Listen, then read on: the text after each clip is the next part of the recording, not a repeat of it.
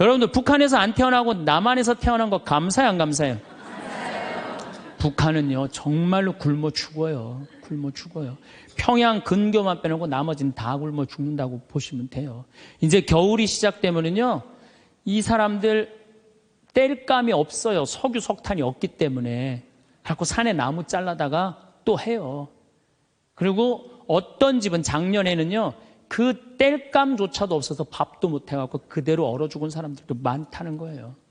근데 우리는 얼마나 잘 먹고 잘 살아요. 감사해요, 안 감사해요? 감사해요. 여러분들 후쿠시마에서 안 태어나고 대한민국에서 태어난 거 감사해, 안 감사해? 이거 여러분들 깊이 묵상해야 돼요. 왜냐하면 일본은 1년에 지진이 5,000번 일어나요. 5,000번. 하루에 15번 일어나요. 더 놀라운 거는 이번 12월, 1월 달에 지진이 또 일어난다는 게 지금 감지가 된다는 거예요. 일어날지 안 일어날지 모르겠지만은 일본 사람들은요 너무 불안한 거예요. 근데 우리나라는 지진이 1년에 몇 번 일어나는 줄 아세요? 15번 정도 일어나요. 근데 이 중에 지진의 강도가 2.7에서 3.2예요. 보통 일어나는지 안 일어나는지도 모를 정도예요. 근데 일본은 막 일어나면 4.0만 넘어가면요 정말 천둥 소리 얼마나 불안한지 몰라요. 나는 그걸 경험을 했어요. 지진이라는 게 무시무시해요. 근데 우리는 아무런 그런 게 없이 살잖아요. 이번에 이 터키 지진 일어났죠? 지진 일어났는데 여진이라고 그래요. 한 번 꽝 하고 난 다음에 계속 흔들리는 게 1,500번 일어나는 거, 1,500번. 근데 우리는 얼마나 행복한 나라에서 살아. 그런데 왜 자살률이 세계 1위냔 말이야. 국민들이 욕심이 많아서 욕심이. 이유는 딱 한 가지예요. 욕심이 너무 많아요. 대한민국 사람들 이 정도면 잘 사는데 왜 이렇게 욕심이 많은지 모르겠어요. 여러분들 그 한국처럼 잘 먹고 잘 사는 나라가 없어요. 50살 되신 분들 60년 남았어요. 아니 어제 발표 나왔잖아요. 2040년에 평균 연령이 몇 세라고? 90살이에요. 그럼 여러분들 지금 50살 되신 분들 2040년이면 몇 살이냐 하면은 80살이에요. 80살이면 그때 가면은 또 늘어날 것 같아요? 안 늘어날 것 같아요? 또 늘어나요. 그래서 110살이에요. 그러면은 남은 60년 동안 내가 영적인 인간으로 살 거냐, 육적인 인간으로 살 거냐, 늙어서 어떻게 할 거야? 힘도 없는데 기도라도 열심히 해야지. 그래서 제일 좋은 기도는 뭐냐면은 제가 여러분들한테 청하는 건 뭐냐면은 기도 공동체 단위라는 거예요. 제가 프랑스 떼제 공동체에 가서 일주일 동안 기도를 했는데요. 3,000명씩 와요. 일주일에. 월요일부터 주일날 전심 때까지 모여서 아침 기도, 낮 기도, 저녁 기도, 그 다음에 미사. 똑같아 일주일 내내. 그런데 성당에 다니든 안 다니든 3,000명. 많이 올 땐 여름엔 3만 명이 와요. 근데 우리나라는 아직 그런 데가 없어. 일주일 내내 모여서 기도하는 데가 없어. 그래서 내가 이제 평창을 이제 내년부터 이제 시작을 할 거예요. 그래서 토요일 날 저녁에는 또 우리 부관장 신부님이 너무 노래를 예쁘게 잘해. 그래서 이제 떼제 기도를 시작을 했어요. 그래서 이제 기도하는 그런 공동체를 만들어서 여러분들도 삶에 지쳤을 때 와서 일주일 동안 60살쯤 돼갖고 일주일 정도 와서 기도하고 가면 얼마나 좋겠어요. 그렇죠? 그러니까 그런 공동체를 많이 믿는 사람들이라면 찾아다니라는 거예요. 나는 치유의 은사를 받지 않았어요. 근데 그냥 갈 때마다 그냥 내가 그냥 성령 기도에 갈 때마다 그냥 그것도 70, 80 그냥 아니 70, 80 썼으면요 골 아파요. 당연히요. 무릎 아프고 허리 아파요. 당연히. 그걸 그냥 와갖고 하느님이 그냥 신부님이 그냥 허리 아프니까 그냥 안수 좀 해달라고 그러면 그 나요. 80년 동안 쓴 거를. 그럼 난 또 착하니까 해주긴 해줘요. 할머니 머리에 손을 얹고 뭐 치유의 은사는 없으니까 머리에 손을 얹고 뭐라고 기도하냐면은 하느님 이 할머니 골이 아프답니다. 그런데 눌러줘요. 그런데 저는 치유의 은사가 없는 게 확실해요. 우리 오홍진 신부님은 정말로 이 안수의 능력이 있으신 것 같아. 이쪽 쓰러진다, 이쪽 100명 막 쓰러지고 막 이쪽 쓰러진다. 2층 젊었을 땐 2층 쓰러졌는데 2층 막 쓰러지고 그랬대요. 정말로. 근데 나는 그렇게 20년 동안 안수 기도를 했는데 쓰러진 사람이 한 명도 없어요. 정말이에요. 정말. 쓰러진 사람 한 명도 없어요. 그리고 내가 안수 기도를 하면 누르면 내가 느껴요. 내 손에서 아무것도 안 나가는 게 느껴요. 누르고 있으면. 뭐가 나와야지 눌러줄 거 아니야. 뭐가 나와야지. 그래서 내가 3년 전부터 안수기도를 안 하는 거예요. 왜 안 하느냐면은 아무것도 안 나오는데 누르고 있는 나도 한심하고, 또 아무것도 안 나오는데 머리 디미는 교우들도 불쌍하고. 그러니까 서로 편안하자 이거예요. 우리가 하느님의 이 뜻대로 살아가고 악마의 유혹에 빠지지 않으려면은 돈에 대한 유혹, 명예에 대한 유혹, 권세에 대한 유혹, 하느님이 계실까 안 계실까에 대한 신앙에 대한 유혹, 이걸 빠지지 않으려면 우리는 항상 기쁘게 살아야 돼요. 근데 기쁜 사람은 어떤 사람이 기쁘냐면 긍정적인 사람이 기뻐요. 또 어떤 사람이 기쁘냐 하면은 정말 마음을 욕심이 없는 사람이 기뻐요. 욕심이 꽉 차 있는 사람, 자식 출세하기를 바라는 사람, 돈을 많이 벌기를 바라는 사람, 그냥 높은 자리에 올라가기를 원하는 사람, 이런 욕심이 있는 사람들은요 기쁘지 않아요. 마음을 완전히 비우고 오늘 하루를 즐겁게 사는 사람. 여러분들 영어로, 내가 좀 유식한 말을, 영어로 선물이 뭐냐면은 프레젠트예요. 근데 오늘이라는 뜻도 영어로 프레젠트예요. 오늘은 하느님이 주신 선물이에요. 오늘은 과거, 지나간 과거 여러분들 묻지 마세요. 아무리 과거를 돌이키려고 해도 과거는 돌이킬 수가 없는 거예요. 과거에 연연하는 사람들 우울증에 걸려요. 그 다음에 미래에 대해서 미리 걱정하지 마세요. 여러분들이 아무리 걱정해봤자 여러분들이 걱정하는 게 95%는 일어나지 않을 거래요. 전혀 일어나지 않을 것에 쓸데없는 걱정을 하고 있는 거야. 제일 중요한 건 오늘을 즐겁게 사는 거야. 밥 3끼 먹고 눈, 콧구멍 2개 있는 게 얼마나 여러분들 감사한 줄 아세요? 콧구멍이 얼마나 2개 있는 게 감사하냐면은, 눈 2개 있는 것도 감사하지만 콧구멍 2개 있는 게 얼마나 감사하냐면은, 이 콧구멍이요, 숨을요, 이 냄새를 맡는데요, 한쪽만 4시간을 맡는 거예요. 그리고 4시간이 딱 지나고 나면 한쪽이 교대를 해요. 반대쪽이 냄새를 맡는 거예요. 만약에 김치찌개 동시에 2 콧구멍으로 다 맡으면 기절해. 그러니까 여러분이 콧구멍 2개 있는 것만 해도 얼마나 감사한 건지 몰라요. 지금 여기 손가락 10개, 발가락 10개 가지고 콧구멍 2개, 눈 2개 갖고 오신 분들은요, 무조건 기쁘게 살아야 되는 의무가 있는 분들이에요. 하나님이 다 주신 거예요. 자, 그리고 난 다음에 우리가 유혹에 빠지지 말려면 끊임없이 기도해야 돼. 하느님께서 우리 이제까지 살아오면서 여러분들 은총 너무 많이 주셨어요. 은혜 너무 많이 주셨어요. 그렇기 때문에 우리는 어떻게 살아야 돼? 그 은혜를 계속 기억하면서 감사기도, 끊임없이 기도해야 돼. 근데 이 기도는 간구 기도를 하면 안 돼요. 감사 기도를 해야 돼요. 제가 꼭 성령 기도에 가면은요, 제일 당황스러운 게 그거예요. 내가 성령 기도에 가면은 할머니들이, 신부님 골이 아파요, 무릎이 아파요, 허리가 아파요, 안수기도 해달라는 거예요.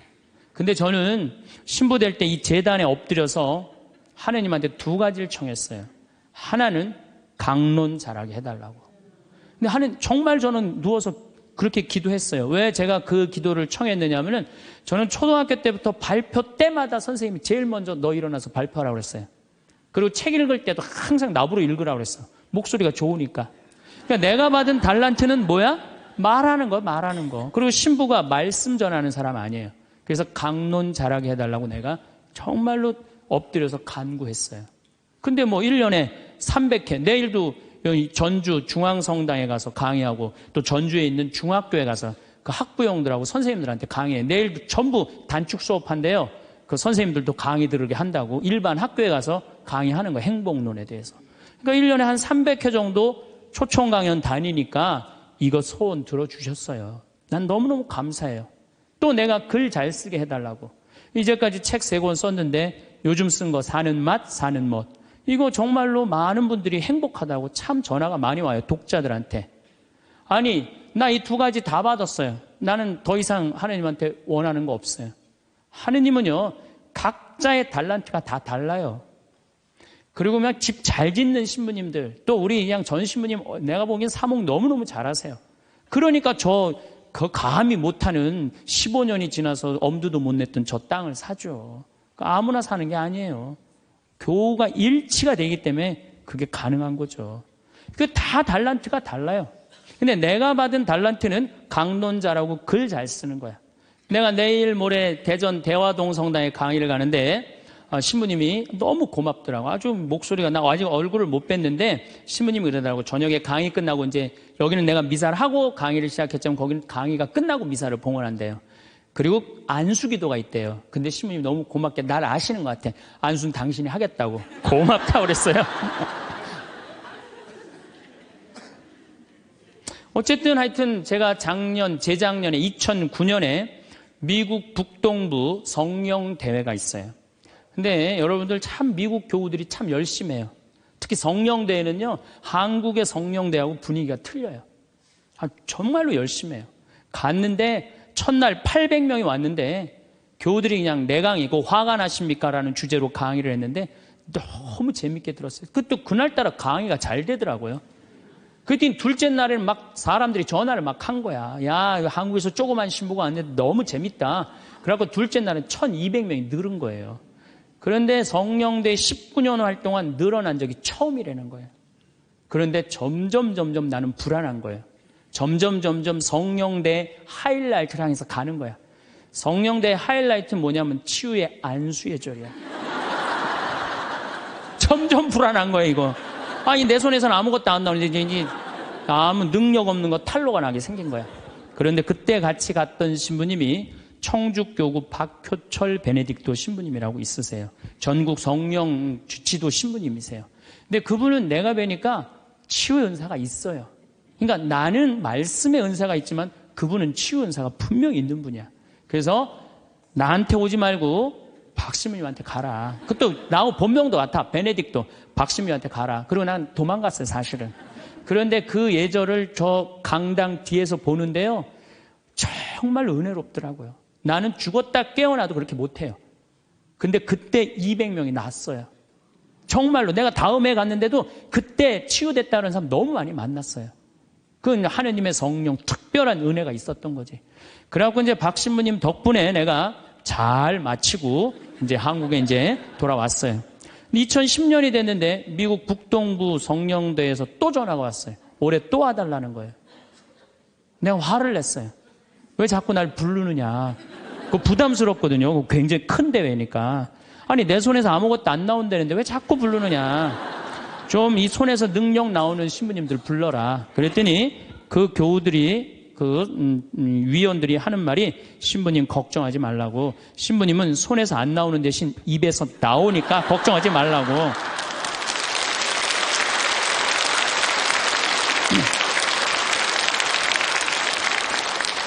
아, 그러느냐? 그렇다면 내가 가겠다. 그리고 이제 작년에 내가 또 북동부 성령대를 갔어요. 갔는데 그때 같이 갔던 신부님은 누구냐면은 우리 수원교구의 한연음 다니엘 신부님이 같이 갔어요. 이분 또 만만치 않게 영적으로 깊은 분이잖아요. 근데 이제 신부님이 먼저 강의를 가는데 갑자기 내 앞에 무릎을 꿇는 거예요. 나한테 안수기도를 해달라는 거예요. 아니, 내가 새카만 후배고 정말 내가 존경하는 선배 신부님이에요. 근데 갑자기 무릎을 꿇더니 나한테 안수기도를 해달라는 거예요. 아니, 내가 교우도 안 해주는 판국에, 아니, 하느님하고 성모님한테 정말 완전히 미쳐갖고 오로지 기도만 하는 신부님, 그분 성소하고 성물도가 너덜너덜해요. 같이 들어. 내 성소도 깨끗하고 성물도도 깨끗한데 내 거는. 그래서 내가 신부님한테 그래서 신부님, 저한테 안수기도 받으실 필요 없으시다. 신부님 같이 이렇게 영적으로 깊으신 분이 나같이 이렇게 어린 후배 신부한테 뭐하러 받느냐. 그냥 들어가셔라. 근데 신부님이 하시는 말씀이 나는 황 신부한테 기적을 바라는 게 아니다. 사제의 축복을 받고 싶다. 또 이거 또 어떻게 안 해줄 수 있어? 그래서 그냥 떨리는 마음으로 신부님 머리에 손을 얹었어요. 근데 내가 깜짝 놀랐어요. 이게 내 손에서 안 나오다 보니까 신부님 머리에서 나오더라고.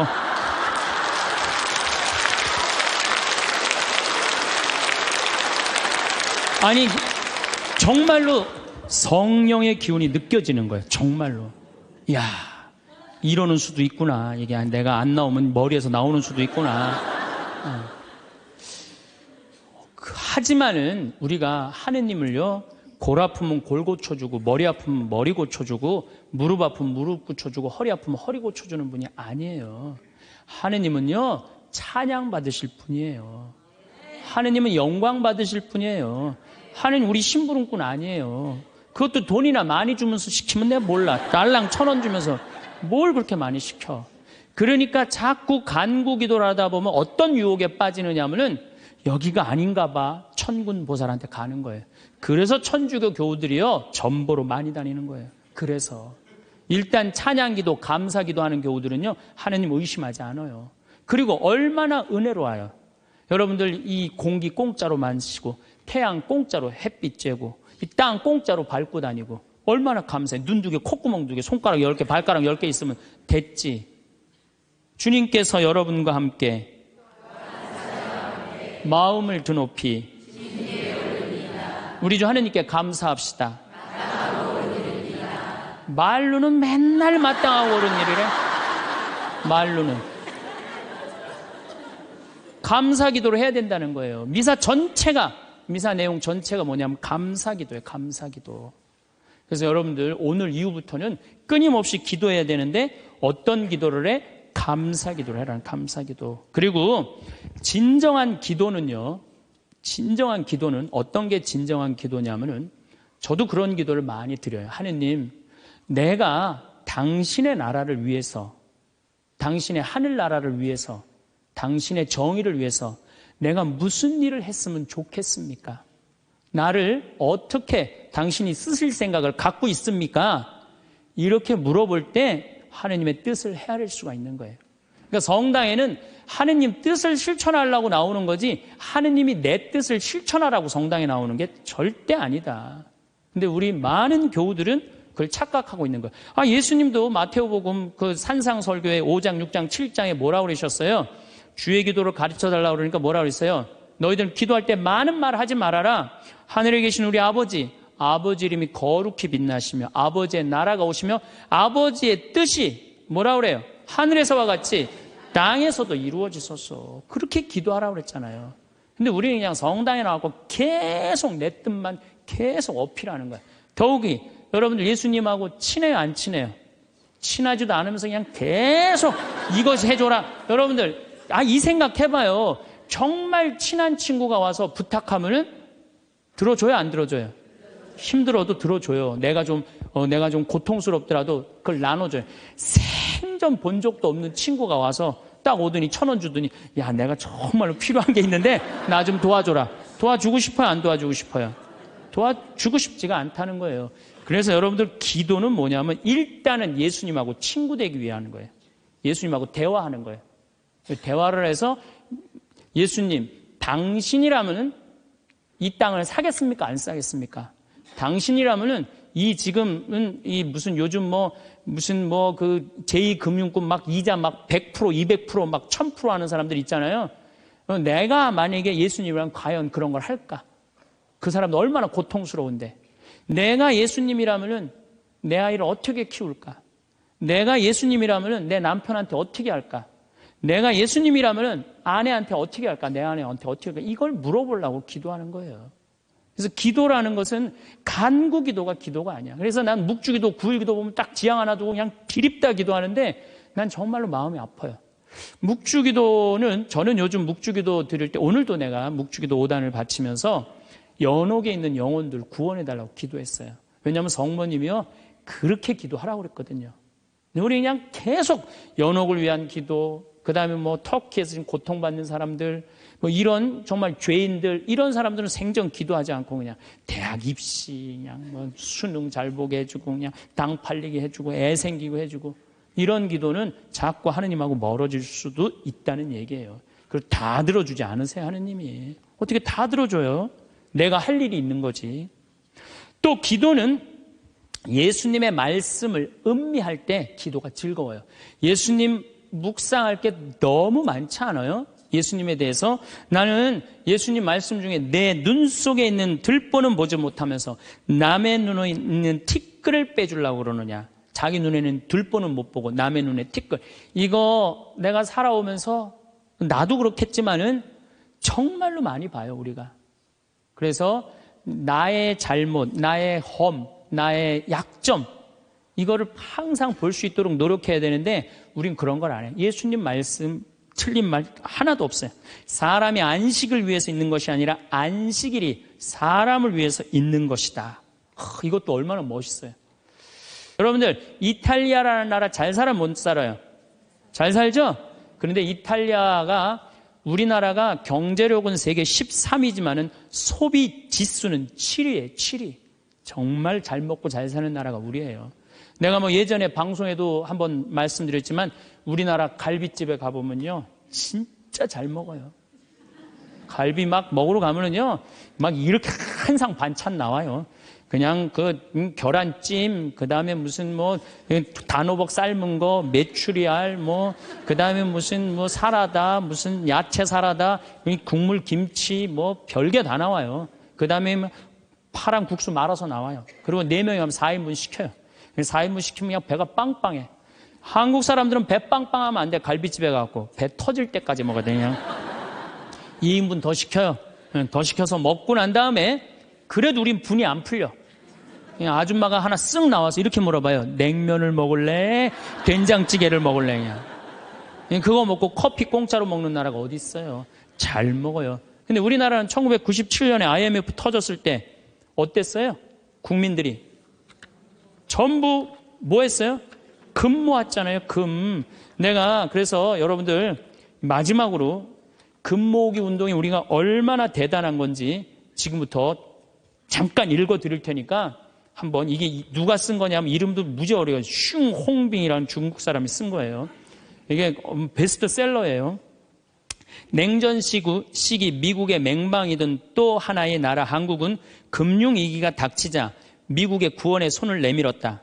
한국 사람들은 미국이 그토록 단호하게 거절하리라고는 꿈에도 생각하지 못했다. 우리가 도와달라고 그랬는데요. 싹 거절했어요. 월가를 대표하는 재무부는 끝까지 반대했다. 심지어 올브라이트가 경제학을 모른다고 비난하기까지 했다. 결국 클린턴 대통령은 재무부에 손을 들어주었다. 여기서 그 다음에 중요한 얘기가 나와요. 재무장관 로버트 루빈이 보기에 이번 위기야말로 한국 경제의 빗장을 열어젖힐 절호의 기회다. 그러니까 이제 IMF 때 우리나라에 들어와서 기업 다 먹을 기회다. 이 얘기예요. 그는 구원을 청하는 옛 맹방인 한국을 과거보다 훨씬 가혹한 조건으로 대하라고 지시했다. IMF는 미국 재무부의 압력 아래 한국의 원조 조건에 온갖 가혹한 조건을 덧붙였다. 그래서 우리나라가 얼마나 고통스러웠어요. 한국이 즉시 미국에 유리한 조건으로 미국과의 모든 무역 마찰을 해결할까지 포함했다. 그동안 마찰이 많은데 미국한테 다 손들었어요. 분노한 한국민들은 IMF가 언제나 미국 편에 서서 갖가지 불합리한 조건을 내건다고 비난했다. 한국 정부는 하는 수 없이 미국의 조건들을 받아들이고 미국이 은행 지점들을 한국에 설립하도록 허락했다. 시티은행, 그 미국 은행이에요. 외국 기업들이 보유할 수 있는 상장회사의 지분은 원래는 26%라 이 운영권을 못 갖고 있었는데 그때 50% 상향 조절했어요. 외국인이 개인이 소유할 수 있는 주식 지분은 7%에서 50%로 늘어났어요. 그래갖고 외환은행 전부 다 론스타한테 뺏긴 거죠. 한국 기업은 반드시 국제회계의 원칙에 따라 했으며 금융기관은 국제회계사무소의 회계 감사를 받아야 했다. 참. 그러나 국제금융재벌들은 한국의 강한 민족성들을 너무 얕잡아 보았다. 한국의 협의를 체결하기만 하면 당장이라도 몰려들어 사냥감을 물어 뜯을 판이었다. 우리나라 현대, 삼성 다 먹을 판이었다는 얘기예요. 그런데 고립무원, 완전히 고립무원의 사면 초가에 빠진 한국인들은 나라를 구하겠다는 일념으로 너도 나도 금모기 운동에 나서서 정부를 도왔다. 이때 금모은 게 21억 달러예요. 한국에 돈 한 푼도 없었을 때. 놀라운 거는 금모기 하고부터는 5억 달러 수출 계속 적자였다가 이때부터 흑자로 전환하기 시작해. 이게 흑자의 출발점이 돼요. 금모기 운동이. 그래서 이걸 극복한 나라예요. 서양의 기업들은 한국 대기업을 거의 하나도 사들이지 못했다. 한국 경제는 가장 어려웠던 1998년 여름의 악몽에서 완전히 빠져나올 수 있도록 수출을 빠르게 회복했다. 금모기 운동부터 그랬다는 거예요. 국제금융재벌들과 미국 재무부는 공연히 헛물만 켜다가 만셈이 되었다. 뿐만 아니라 한국으로 하여금 정부가 경제를 주도할 절대적인 필요성을 확실히 깨닫게 해줬다. 마이크로소프트가 한국 최대의 소프트웨어 기업을 삼키려는 시도도 물 건너 갔어요. 그러니까 미국 애들이 그때 한국 다 살라고 그랬어요. 근데 그것도 못 샀고 8개의 한국 지방 소프트웨어 기업들에게 그 몫이 돌아갔다. 다 우리나라 기업들이 다 샀다는 얘기예요. 포드가 기아 자동차를 구입하려던 계획도 빗나가 버렸다. 그때 기아가 망했거든요. 근데 빗나갔어. 우리가 금 모아서. 현지 기업이 포드의 꿈을 현대가 구했죠. 꿈을 보기 좋게 꺾어준 것이다. 이렇게 우리나라가 그 IMF를 벗어난 민족이야. 저는 요즘 오늘 국회 통과했다고 그러더라고. FTA. 근데 난 판단이 안 서요. 왜냐하면 이거 FTA 누가 시작했냐면 노무현 대통령이 시작했어요. 그때는 한나라당이 쌍수를 들고 반대했어요. 그때 이번에는 이명박 대통령 FTA 하니까 이번엔 민주당이 쌍수를 들고 반대했어. 나는 누가 옳은지 구분이 안 돼. 그러니까 믿음이 안 가는 거예요. 믿음이 안 가는 거예요.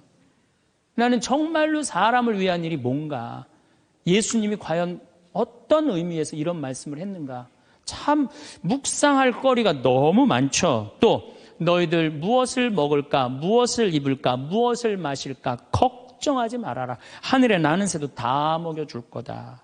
그리고 내일을 걱정하지 마라. 내일 걱정은 내일이 할 것이다. 그날 고생은 그날로 충분하다. 여러분들 오늘 하루 종일 일하고 여기 오신 분들 많으시죠? 얼마나 피곤해. 가서 씻고 누워서 그냥 쉬고 싶은데 여기까지 온 분, 예수님, 내가 지금 예수님 이 자리에 있으면은 이 말 하고도 남았을 것 같아. 너희도 오늘 고생으로 충분한데 내일 걱정하지 말아라. 내가 다 알아서 해줄게. 예수님 분명히 그랬을 거예요. 이 말씀을 내 마음 안에 살아 움직일 때 여러분들은 진리가 너희를 자유롭게 하리라 처럼 정말로 자유롭게 살 수 있어. 근데 예수님 말씀이 하나도 없어. 그냥 성서 하나 붙잡고 하루 종일 묵상해 본 적도 없고 일주일 내내 묵상해 본 적도 없어. 그냥 성서를 읽은 적도 없어. 그러면은 여러분들은 기도가 어려운 거예요. 점점 기도하는 방법을 잃어버리는 거예요. 고생하며 무거운 짐을 진 너희는 모두 나에게 오라. 내가 너희에게 안식을 주겠다. 얼마나 내 멍에는 가볍다. 얼마나 좋아요. 예수님 말씀을 가만히 묵상해 보면은요, 다 위로의 말이야. 내가 너를 너무 사랑하니까 걱정하지 마라. 내가 있는데 뭐가 그렇게 걱정이 많으냐. 전부 그런 내용이에요. 함께 하겠다. 내가 너희와 함께 하겠다. 나는 너를 이제 종이라 부르지 않고 뭐라고 그랬다? 벗이라고 부르겠다. 예수님 행하신 행적을 봐요. 가난한 사람, 팔 하나 없는 사람, 눈 먼 사람, 귀 먼 사람, 나병으로 고생하는 사람, 또 죄 속에 있는 죄녀, 창녀, 가늠한 여인, 이 세상에 오셔서 그런 버림받고 고통받는 이들 속에서 사시다 가셨잖아요. 그분 삶을 가만히 이렇게 드라마를 보듯이 쫙 보면은 이거 끊임없이 기도할 수 있어요. 해도 끝이 없어. 예수님의 삶을 묵상한다는 게. 그러면은 그 안에서 예수님과 하나 되면은요, 그 다음 단계, 더 높은 단계의 기도를 할 수 있어요. 근데 맨날 이거 달라, 저거 달라, 요거 해달라, 저거 해달라 그러면요, 그 사람은 깊이 신앙생활을 할 수가 없어요. 그럴 것 같아요? 안 그럴 것 같아요? 그렇죠? 그러니까 오늘 이후부터는 간구기도 하지 마세요. 이미 너희들 필요한 거 하느님 아버지가 이미 알고 있다. 그러시지 않으셨어요? 예수님이 그러셨거든요. 예수님 말씀은 되씹으면 되씹을수록 깊은 맛이 나요. 그래서 기도라는 건 뭐냐면 영적인 하느님을 느끼는 거예요. 영적인 하느님을 느끼는 거. 자, 우리가 기도가 구송 기도가 있다고 그러죠? 그 다음에 무슨 기도가 있어? 묵상 기도가 있죠? 그 다음에 무슨 기도가 있냐면 관상 기도가 있어. 관상 기도. 그 다음에 이제 좀 어려운 단계로 넘어가면 일치의 기도가 있어요. 그게 무슨 기도냐면은 성당에 앉아서 하느님을 느끼는 거예요. 온 우주에 시편 19편 그 말도 소리도 비록 이야기 없어도 온 세상으로 퍼져나간다는 하느님을 느끼는 거야. 그러면은 성당에 1시간 앉아 있어도 1분 지나가는 것처럼 후딱 지나가요. 어떨 때는 3시간도 후딱 지나가요. 하느님을 느끼는 거냐. 말씀이 이제 넘어서서는 온 우주에 꽉 차 있는 하느님을 느끼는, 살아있는 현존하시는 하느님을 느끼는 거야. 그런 하느님을 느끼다 보면은 이제 성인들이 이제 그 다음에는 어느 단계로 가요? 탈원 상태 가는 거. 온전히 하느님을 느끼는, 희열을 느끼는 거죠. 세상 아무것도 필요 없어. 돈도 명예도 권세도 아무것도 필요 없어. 하느님만 내 안에 살아있다면 모든 게 행복한 거예요. 그래서 끊임없이 기도하면은 악마의 유혹에 넘어가지 않는다는 거예요. 그래서 여러분들은 이제 제가 제일 걱정인 게 50살 되신 분들 60년 남았어요. 아니 어제 발표 나왔잖아요. 2040년에 평균 연령이 몇 세라고? 90살이에요. 그럼 여러분들 지금 50살 되신 분들 2040년이면 몇 살이냐 하면은 80살이에요. 80살이면 그때 가면은 또 늘어날 것 같아요? 안 늘어날 것 같아요? 또 늘어나요. 그래서 110살이에요. 그러면은 남은 60년 동안 내가 영적인 인간으로 살 거냐, 육적인 인간으로 살 거냐, 늙어서 어떻게 할 거야? 힘도 없는데 기도라도 열심히 해야지. 그래서 제일 좋은 기도는 뭐냐면은 제가 여러분들한테 청하는 건 뭐냐면은 기도 공동체 단위라는 거예요. 제가 프랑스 떼제 공동체에 가서 일주일 동안 기도를 했는데요. 3,000명씩 와요. 일주일에. 월요일부터 주일날 점심 때까지 모여서 아침 기도, 낮 기도, 저녁 기도, 그 다음에 미사. 똑같아 일주일 내내. 그런데 성당에 다니든 안 다니든 3,000명. 많이 올 땐 여름엔 3만 명이 와요. 근데 우리나라는 아직 그런 데가 없어. 일주일 내내 모여서 기도하는 데가 없어. 그래서 내가 이제 평창을 이제 내년부터 이제 시작을 할 거예요. 그래서 토요일 날 저녁에는 또 우리 부관장 신부님이 너무 노래를 예쁘게 잘해. 그래서 이제 떼제 기도를 시작을 했어요. 그래서 이제 기도하는 그런 공동체를 만들어서 여러분들도 삶에 지쳤을 때 와서 일주일 동안 60살쯤 돼갖고 일주일 정도 와서 기도하고 가면 얼마나 좋겠어요. 그렇죠? 그러니까 그런 공동체를 많이 믿는 사람들이라면 찾아다니라는 거예요. 영적인 세상을 위해서 시간을 투자하고 마음을 투자하라는 거죠. 그래서 신부님 끊임없이 기도하는데 제일 좋은 게 뭡니까? 미사 참여예요. 첫 번째 좋은 건 미사 참여. 미사 참여 1년 내내 평일 미사 다니시는 분들은요. 말할 수 없는 마음 안에 기쁨이 있어요. 1년 내내 미사 안 빠지시는 분들 제가 말씀드리는 거 무슨 말인지 아시죠? 그 시간이 얼마나 좋아. 조용하고 이 성당 안이 얼마나 세상하고 완전히 단절된 거 아니야. 그 시간만은. 그리고 예수님하고 하나 되는 시간이잖아요. 그래서 아무리 힘들어도 직장 끝나고 난 다음에 가방 들고 와서 미사 참여하고 가는 사람들, 이 사람들은 제일 행복한 사람들이에요. 그래서 미사야말로 가장 완벽한 기도다. 그래서 여러분들 주일 미사 말할 것도 없고 평일 미사 시간 내서 오시면요. 하느님께서 이끌어 주셔요. 그 다음에 두 번째, 끊임없이 기도하는 방법 중에 하나는 성서 읽는 거야. 제 경험에 의하면은 구약성서부터 신약성서 끝까지, 처음부터 끝까지 완전히 정독 5번만 하면은요, 이 세상 사는 길이 보여요. 하느님의 섭리가 역사하심이 보여요.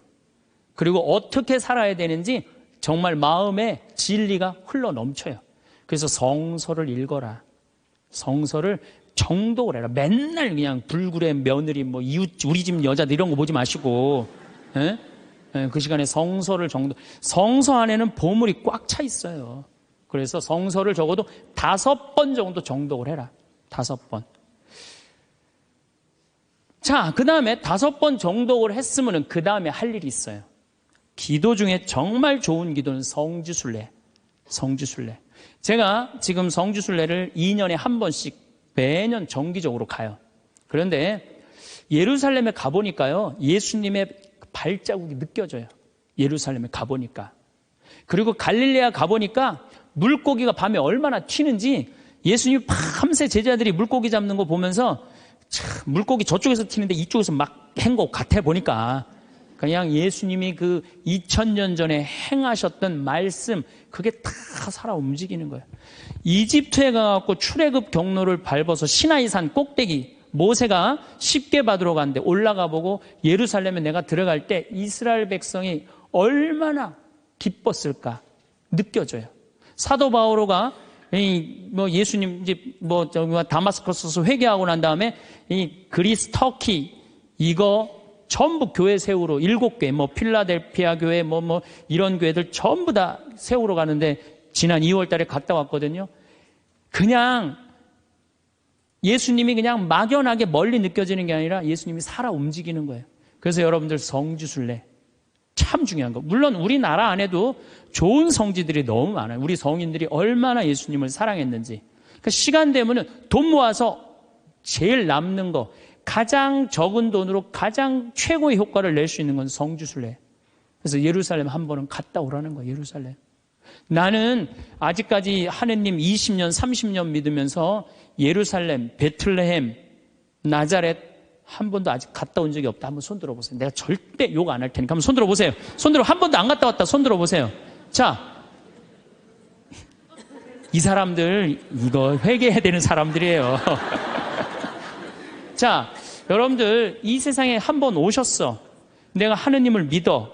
하느님을 믿는데 예수님이 활동하고 가시는데 한 번 좀 가보고 싶지 않아요? 그럼 지금부터 개 모으세요. 개 모으셔갖고 나는 우리 여의도 순복음교회가 한 번 거기 성주순례를 갔는데 몇 명이 한 3,000명이 갔다. 3,000명.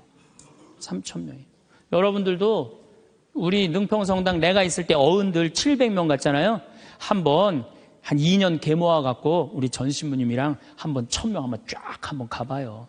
그럼 아마 일생 일대 너무 은혜를 많이 받을 거예요. 그 은혜는 마치 이스라엘 백성이 에집트를 200만 명이 200명 그건 뻥이겠지만은 어쨌든 하여튼 가듯이 그런 뜨거움을 아마 느끼실 거예요.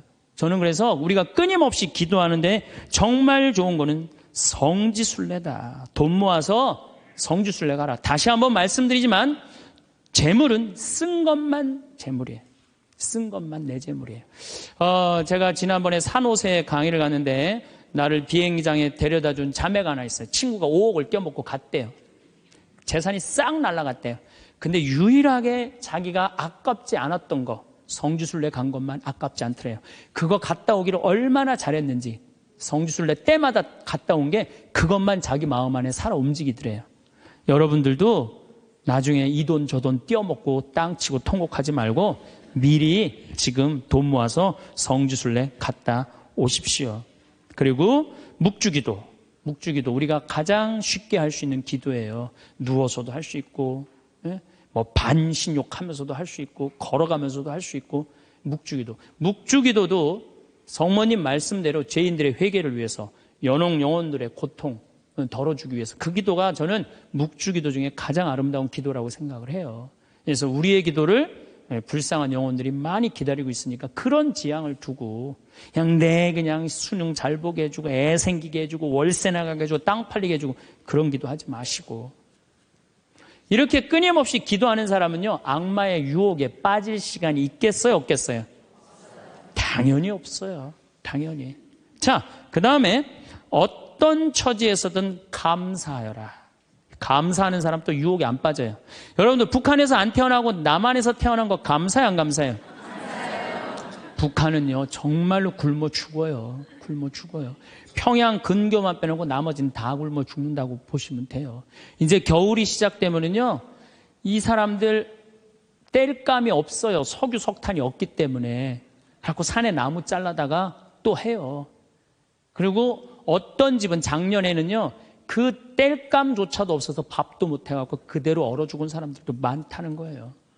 근데 우리는 얼마나 잘 먹고 잘 살아요. 일본에 가고 내가 회 정식 시켰는데 회가 딱 2점 나왔어요. 이게 맛백인가 보다 그러고 홀딱 먹었어요. 아무리 기다려도 회가 안 나와요. 왜 안 나오냐니까 그게 다라는 거예요. 우리나라는 횟집에 가면 뭐부터 나와요? 씻기다시 나오죠? 개불, 멍게, 해삼, 전복, 낙지, 꽁치 소금에 구운 거, 미역국, 조개탕 별게 다 나와요. 그리고 그냥 또 회가 나오면 그냥 한 50점 나와요. 배는 꽉 찼는데 50점이 또 나와. 어떻게? 먹는 방법이 있어요. 상추에다가 회를 올려요. 그 다음에 마늘하고 고추하고 된장을 찍어갖고 상추를 동그랗게 말아요. 그 다음에 목구멍으로 밀어 넣는 거예요. 보면 계속. 목구멍까지 찼어. 그래도 분이 안 풀려. 어떻게 하느냐면은 매운탕 또 시켜 밥 한 그릇 또 해갖고. 그런데도 왜 자살률이 세계 1위냔 말이에요. 왜 15,400명이 죽냔 말이에요. 1년에. 하루에 42명씩 자살을 하냔 말이에요. 왜? 1시간에 2명씩 지금 뛰어내려서 죽고 있어요. 우리나라에. 욕심이 너무 많아서 그래요. 이 정도면 잘 살지 않아요? 이 정도면 잘 살지 않아요? 여러분들 우리 여기 할머니들 1959년에 우리나라가 UN 120개 국가 중에 GNP가 몇 위였느냐면 119위였어요. 1959년에. 꼴등이야, 꼴등.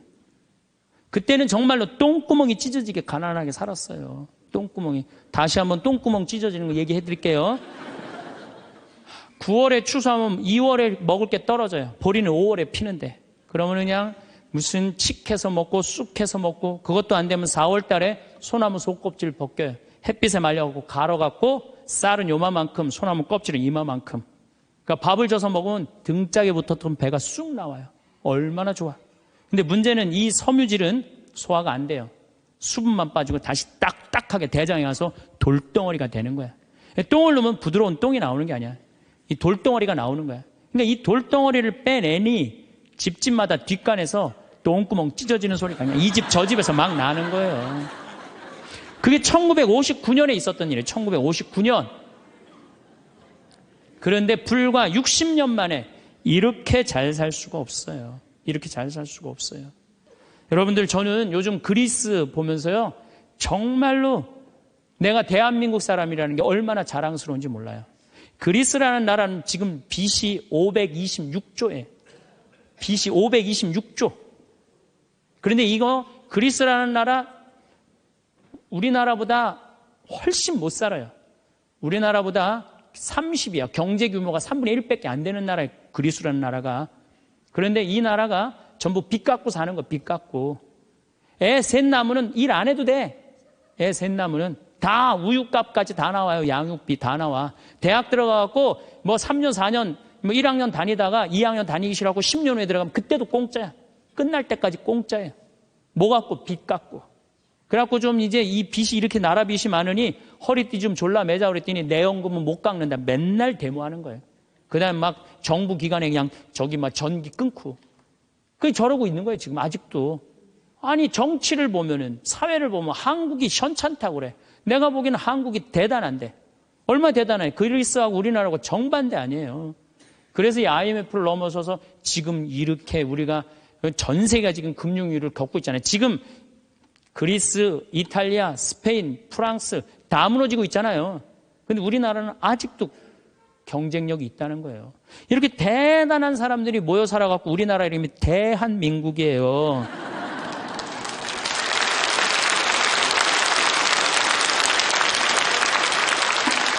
아니, 그럼 이렇게 기가 막힌 나라에 살면서 국민들이 감사해야 될 거 아니야. 감사는 온데간데 없고 원망, 비난, 맨날 이런 것만 있어요. 그러니까 국민들이 안 행복한 거야.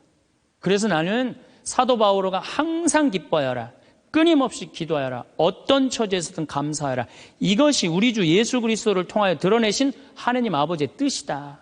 그러니까 여러분들 신앙생활하는 사람은요, 어떻게 해야 돼? 항상 기뻐하고 끊임없이 기도하고 어떤 처지에서든 감사해야 되는데 대한민국 처지는 괜찮다.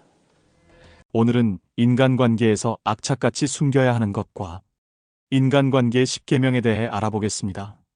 하루 힐링에서 마음 공부와 깨달음을 얻으시고 행복한 하루하루를 누리시길 바랍니다. 첫 번째, 지혜로운 사람과 지혜로운 척하는 사람을 분별하라. 이 세상에는 진정 지혜로운 사람과 그들을 흉내내는 어리석은 사람이 있다. 지혜로운 사람은 때와 장소, 사람을 가릴 줄 안다. 영리한 사람과 영리한 척하는 사람은 겉으로 보기에는 비슷해 보이지만 본질적으로 매우 다르다. 영리한 사람은 자신의 영리함을 깊숙이 묻어두고 필요할 때만 사용한다. 또한 자신의 재능을 사람을 가려가며 사용하여 어리석고 시기하는 자들에게는 결코 드러내지 않으며 자신과 결이 맞는 사람들 앞에서만 그 재능을 조금씩 드러낸다. 반면 영리한 척하는 사람은 다른 사람을 모함하는 것을 자신의 책략이라 생각하며 재주로 여기고 그들의 재능을 시시때때로 이용하여 자기 자신을 유능하게 보이려 하다가 어느 순간 자신이 판 함정에 스스로 빠지고 만다. 사실 영리함은 무엇과도 바꿀 수 없는 소중한 재산 중 하나이다. 지혜로운 사람은 자신의 훌륭한 재산인 영리함을 때와 장소, 사람에 따라 가려 사용하고 그러기에 매일 발전하는 것이다. 두 번째, 내가 아무리 뛰어나도 밖으로 드러내지 마라. 대부분의 사람들은 남들보다 조금이라도 뛰어난 점이 있으면 그것을 감추거나 겸손하기는커녕 오히려 더 드러내고 남들에게 자랑하려 애쓴다. 하지만 이러한 행동은 절대 해서는 안 된다. 나의 재능이 알려졌을 때 주변의 사람들이 나를 대하는 태도는 게 두 가지가 있다. 첫 번째 부류는 나의 재능을 이용하려는 것. 두 번째는 나의 재능을 시기하는 것이다. 첫 번째 부류의 경우 나의 뛰어난 점을 이용하여 자신을 발전시키기 위해 칭찬하고 재능을 인정해주는 것처럼 행동하지만 뒤에서는 나의 재능을 어떻게 이용할지 궁리하여 부탁을 하며 자신의 이익을 채운다. 만일 부탁을 들어주지 않으면 나를 이기적인 사람으로 몰아세우고 비판하는 두 번째 부류가 되고는 한다. 두 번째 부류의 사람들은 자신이 가지지 못한 재능을 남이 갖고 있다는 이유 하나만으로 철천지 원수가 되어 그 재능을 하찮은 것으로 치부하거나 비난하고 다른 사람들과의 관계를 끊기 위해 끊임없이 이간질하거나 한다. 따라서 나의 재능을 함부로 드러내는 일은 결코 함부로 할 만큼 쉬운 행동이 아니다. 세상을 살펴보면 정작 지혜로운 사람은 얼마 되지 않는 것처럼 보인다. 그 이유는 지혜로운 사람들은 자신의 재능을 함부로 드러내지 않기 때문이다. 지혜로운 사람은 사람들에게 빛을 감추고 우둔함을 보여준다. 빛을 감추고 우둔함을 드러내는 것은 자신의 지능이 낮음을 보여주는 것이 아니다. 자신을 보호하고 화를 일으키지 않으며 재능을 더 잘 발휘하기 위한 것이다. 따라서 내가 조금이라도 뛰어난 점이 있거든 그저 조용히 그 재능을 활용하라. 남들에게 드러내며 자랑하지 마라. 돈 자랑도 말한 값을 치러야 하는 경우가 있다. 나 이번에 돈 많이 벌었다. 이번에 보너스 탔다. 나 이 정도 돈 있어라는 말을 들은 사람에게서 한턱 내라, 돈 좀 빌려달라는 말이 자연스럽게 나온다. 더 문제가 되는 것은 표정이 바뀌고 질투하는 사람도 나타난다는 것이다. 얕보이기 싫어서 한 통장 자랑이 위험을 부른 경우도 있다. 이럴 때 흔히 내 자랑도 못하냐는 불만이 나온다. 자랑도 마음껏 못하는 세상과 인간관계가 답답하게 느껴질 수 있다. 하지만 인간의 본성과 상대방 입장을 고려해 본다면 불만이나 답답함은 조금은 누그러들 수 있지 않을까 생각된다. 세 번째, 무슨 일이 있어도 자만하지 마라. 인생을 잘 살고 좋은 사람들을 곁에 두기 위해서는 가장 중요한 삶의 태도가 있다. 그것은 바로 겸허한 태도로 마음을 여는 것이다. 스스로에게 자신감을 갖지만 결코 자만하지 말고 겸허한 태도를 유지하며 다른 사람의 비평을 기꺼이 받아들이라는 것이다. 그리고 비평을 듣고 거기서 끝나는 것이 아니라 자기 잘못을 고치고 바로잡아서 넓은 마음으로 타인의 장점을 흡수하라. 그래야면 내가 가진 장점을 더욱 향상시킬 수 있으며 내 주변에는 좋은 사람들이 모이기 마련이다. 하지만 이러한 겸허한 마음가짐은 말로 하면 무척 쉬워 보이지만 실천에 옮기기는 어려운 덕목이다. 양자강과 황하는 작은 물줄기를 마다하지 않아 비로소 큰 강을 이루었다는 것을 보면 겸허한 태도야말로 삶의 가장 중요한 부분이다. 네 번째, 칭찬받았다 해서 풀어지지 마라. 지혜로운 사람들을 살펴보면 그들 주변에는 이상하게도 많은 사람들이 모여 있지 않다. 홀로 자신의 일에 몰두하거나 몇몇의 사람들만 그들 곁에 있을 뿐 결코 많은 인간관계를 맺지 않는다. 그 이유는 지혜로운 사람들은 절대로 아첨하는 사람을 자신의 곁에 두지 않는다. 사람의 기분을 좋게 만드는 칭찬이 결국 나의 발전에 있어서 악영향을 미친다는 것을 누구보다 잘 알고 있기 때문이다. 많은 사람들은 가정이나 사회에서 인간관계가 중요하다는 사실을 알고 다른 사람의 노여움을 사지 않으려고 한다. 그렇기 때문에 대부분의 사람들은 남의 결점을 고쳐주려고 하기보다는 그저 좋은 말로 포장하여 사람들의 기분을 맞춰주려고 하며 듣기 싫은 말을 함으로써 남에게 미움을 사는 것을 꺼려한다. 이것은 사람인 이상 어쩔 수 없는 본성이다. 사람들은 돈을 잃는 것보다도 인간관계에서 배척당하는 것을 더욱 괴로워한다. 하지만 이것을 명심하라. 그저 잠깐 동안의 평판을 유지하기 위하여 명백한 결점을 보면서도 그저 말만 한다면 그것은 친구의 의무를 다하지 않는 것이다. 지금 내 주변을 한번 살펴보아라. 평소에 진정한 마음으로 나를 책망하고 꾸짖는 사람이 있다면 그가 바로 인생의 스승이자 진정한 친구다. 잠깐의 꾸짖는 말이 기분 나쁘다고. 일생의 스승이 되어줄 진정한 친구를 허무하게 놓쳐버리는 우를 범하지 마라. 참된 친구는 직언을 꺼리지 않고 언행에 거짓이 없으며 지식을 앞세우지 않는 친구인 법이다. 허나 해로운 친구는 허식이 많고 속이 비었으며 외모 칠해만 하고 마음이 컴컴하며 말이 많은 자이니라. 누구와 어울려야 군자가 될 수 있겠는가? 하지만 어떠한 친구여도 배울 점은 있다. 세 사람과 같이 있을 때 그중 두 사람은 나의 스승으로 삼을 수 있다. 한 사람이 좋은 말과 행동을 한다면 그것을 배울 것이고 다른 한 사람의 말과 행동이 옳지 못하다면 그렇게 하지 않으려고 거울로 삼을 것이다. 다섯 번째, 상대방의 자존심만은 짓밟지 마라. 지혜로운 사람들을 살펴보면 상대방의 자존심을 짓밟는 의미 없는 논쟁을 무조건 피한다. 상대방이 말도 안 되는 얘기를 하더라도 그저 유연하게 넘어가거나 귀담아 듣지 않으므로 논쟁하지 않아서 인간관계에서 적을 만들지 않는다. 인간관계에서 무척 중요한 사실은 내 편을 만드는 것도 중요하지만 적을 만들지 않는 것이 더 중요하다는 것이다. 상대방이 말도 안 되는 얘기를 하더라도 결코 그 사람의 자존심을 짓밟지 마라. 이빠른 말을 하려 하더라도 상대방을 어느 정도는 존중해줘라. 남의 체면을 깎아 얻은 승리 때문에 상대로부터 원한을 사서 화를 당할 가능성이 높다. 또한 그 화는 계속 이어져 평생의 원수가 되어 사사건건 나를 물고 늘어지며 내 인생의 크나큰 걸림돌이 될 수가 있다. 상대방과 논쟁할 때는 다음에 두 가지 결과를 생각해 봐야 한다. 하나는 상대방을 짓밟음으로써 얻어지는 논쟁에서의 표면적인 승리이고 다른 하나는 상대방의 호감이다. 이 두 가지는 결코 한꺼번에 얻을 수 없다. 그렇다면 우리가 진정으로 원하는 것이 무엇인지 곰곰이 생각해 봐야 한다. 논쟁에서 이겨봤자 상대방보다 아는 것이 많고 더욱 논리적으로 말했다는 사실만 남을 뿐 이겼다고 해서 내가 얻어갈 것은 하나도 없다. 하지만 상대방을 존중하여 자존심을 지켜주었다면 그 사람은 스스로의 잘못된 점을 돌아볼 수 있고 내 사람이 될 수 있는 것이다. 그렇지 않더라도 나에게 원한을 갖지 않기에 더 이상 걱정할 필요가 없다. 여섯 번째, 내가 무조건 옳다는 생각을 버려라.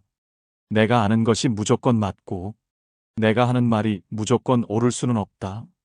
내가 틀릴 수도 있다 생각하고 남들과 다를 수 있다고 생각하라. 결코 스스로 다 안다고 자신하지 마라. 나를 비워야만 비로소 타인을 담을 수 있다. 나로 가득 채워져 있다면 타인을 담을 수 있는 그릇은 없다. 교만을 버리고 스스로의 부족함을 인정하라.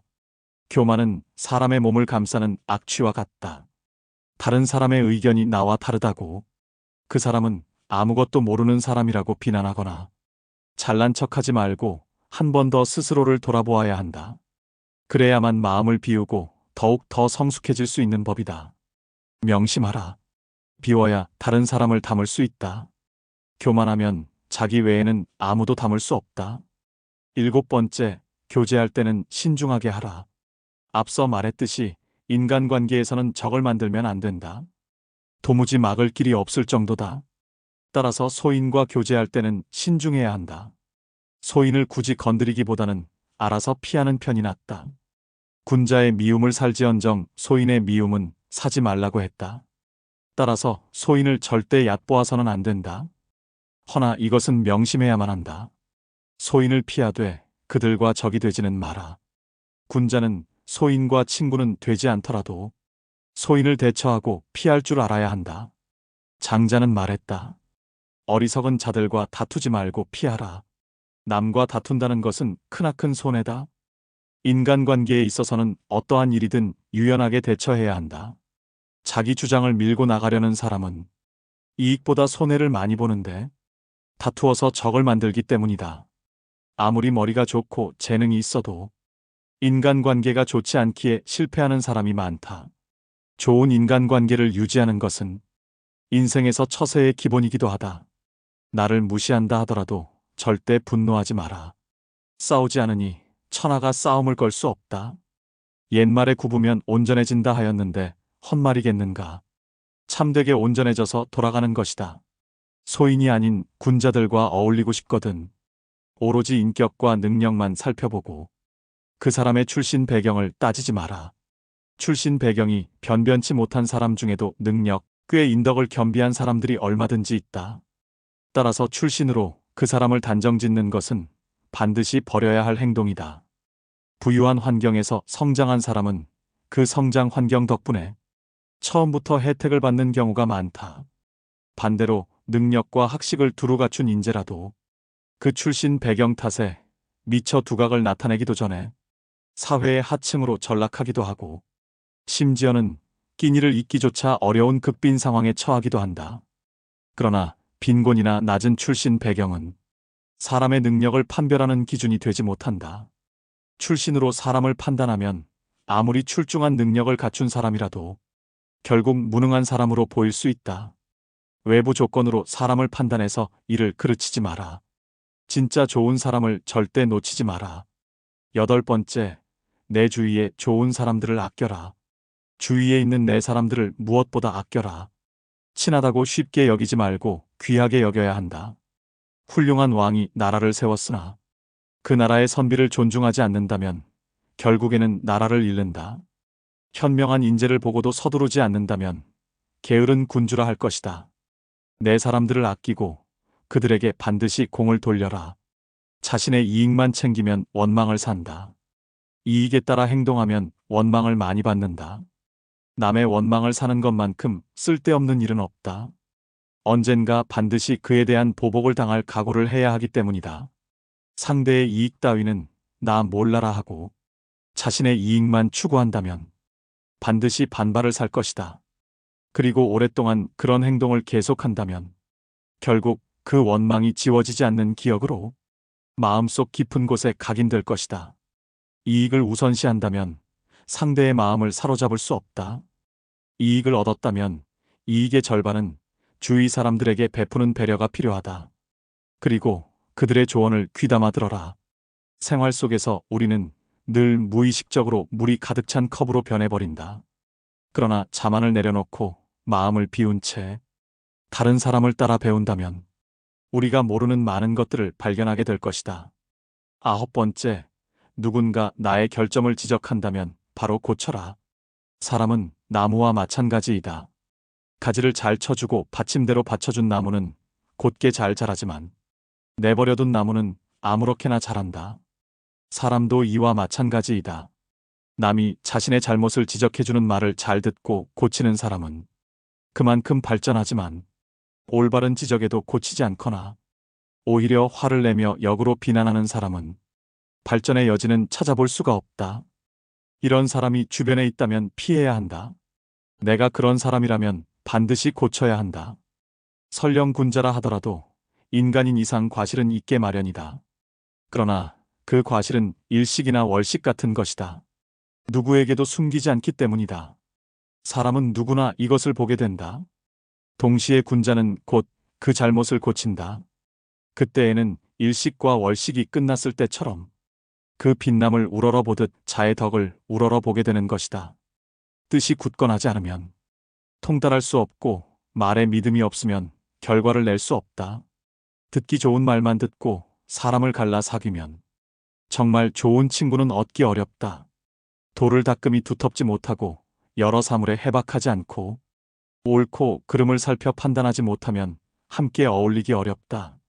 근본이 단단하지 못하면 결말이 위태롭기 마련이고 뛰어난 재능도 닦지 않으면 게을러지게 마련이며 윗물이 흐리면 아랫물이 맑을 수 없으니 믿음이 없는 행실은 이름을 더럽히게 될 것이다. 이름은 기린다고 얻어지는 것이 아니며 스스로 자라지도 않으니 공을 이루어야 따라오는 것이다. 명예는 거짓으로 꾸밀 수 없으니 자신을 돌아보아야 한다. 말은 많은데 행동이 게으르면 변명을 하여도 들을 사람이 없을 것이다. 많은 힘을 들였어도 공을 자랑하면 함께 이를 도모하려는 사람이 없을 것이다. 지혜는 마음으로 말하되 구구절절 늘어놓지 않는 것이다. 많은 힘을 들여도 공을 자랑하지 않으면 천하의 명예가 드높을 것이다. 말을 줄이고 지혜에 힘쓰고 글쓰기를 줄이고 살피기에 힘쓰라. 그리하여 다른 사람이 지식에 살핌이 없고 자신만 내세우면 스스로를 돌아보아야 할 것이다. 마음에 없는 선행은 머무르지 못하고 스스로를 돌아보지 못하는 행동은 서지 못한다.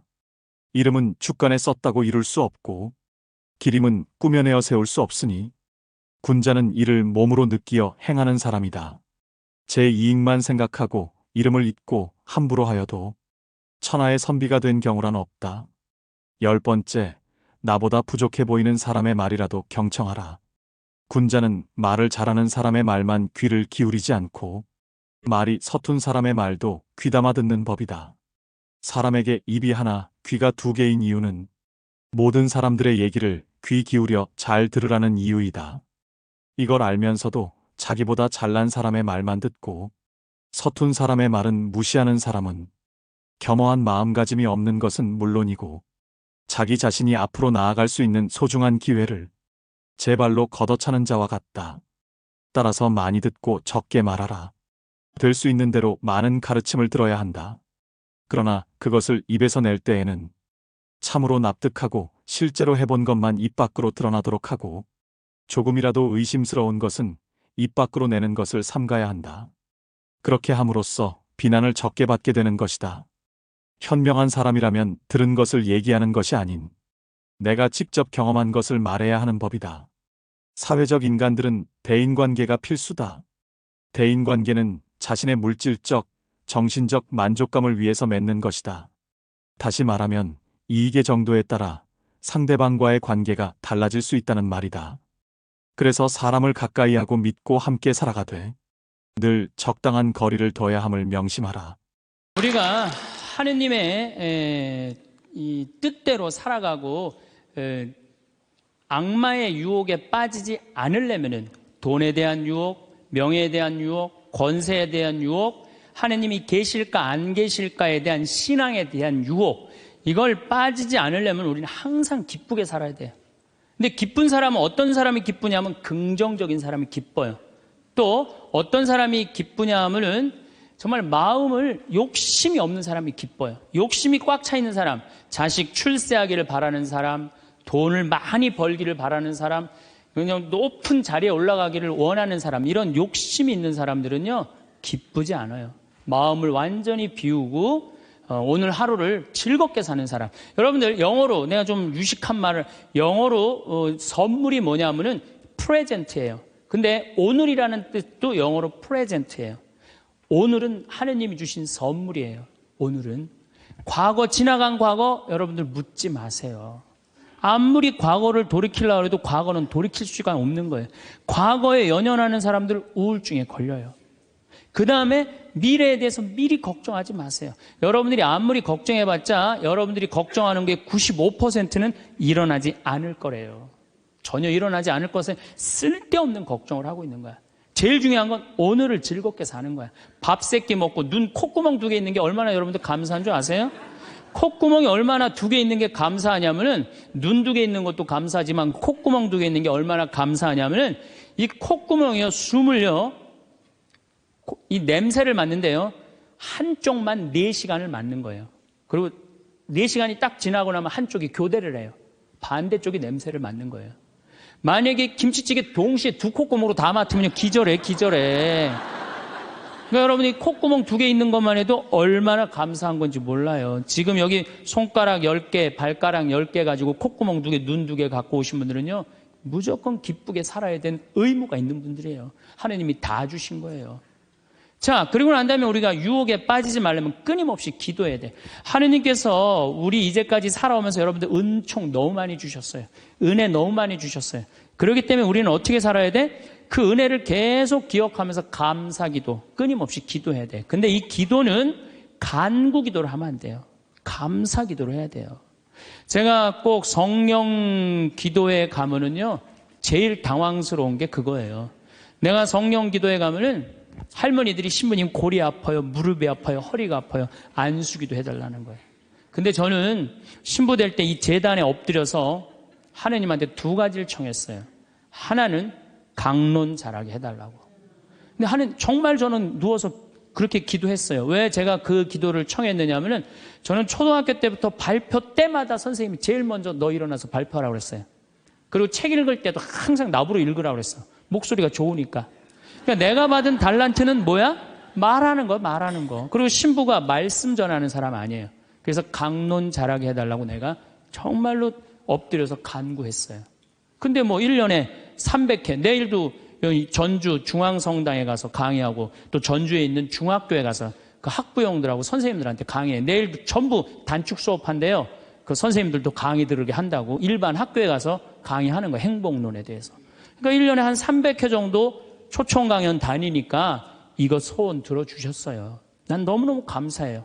또 내가 글 잘 쓰게 해달라고. 이제까지 책 3권 썼는데 요즘 쓴 거 사는 맛, 사는 멋. 이거 정말로 많은 분들이 행복하다고 참 전화가 많이 와요. 독자들한테. 아니, 나 이 2가지 다 받았어요. 나는 더 이상 하느님한테 원하는 거 없어요. 하느님은요, 각자의 달란트가 다 달라요. 그리고 그냥 집 잘 짓는 신부님들, 또 우리 그냥 전 신부님, 내가 보기엔 사목 너무너무 잘하세요. 그러니까 그 감히 못하는 15년이 지나서 엄두도 못 냈던 저 땅을 사죠. 그러니까 아무나 사는 게 아니에요. 교우가 일치가 되기 때문에 그게 가능한 거죠. 그 다 달란트가 달라요. 근데 내가 받은 달란트는 강론자라고 글 잘 쓰는 거야. 내가 내일 모레 대전 대화동 성당에 강의를 가는데 신부님이 너무 고맙더라고. 아주 목소리가, 나 아직 얼굴을 못 뵀는데 신부님이 그러더라고. 저녁에 강의 끝나고 이제 여기는 내가 미사를 하고 강의를 시작했지만 거기는 강의가 끝나고 미사를 봉헌한대요. 그리고 안수기도가 있대요. 근데 신부님이 너무 고맙게 날 아시는 것 같아. 안수는 당신이 하겠다고. 고맙다고 그랬어요.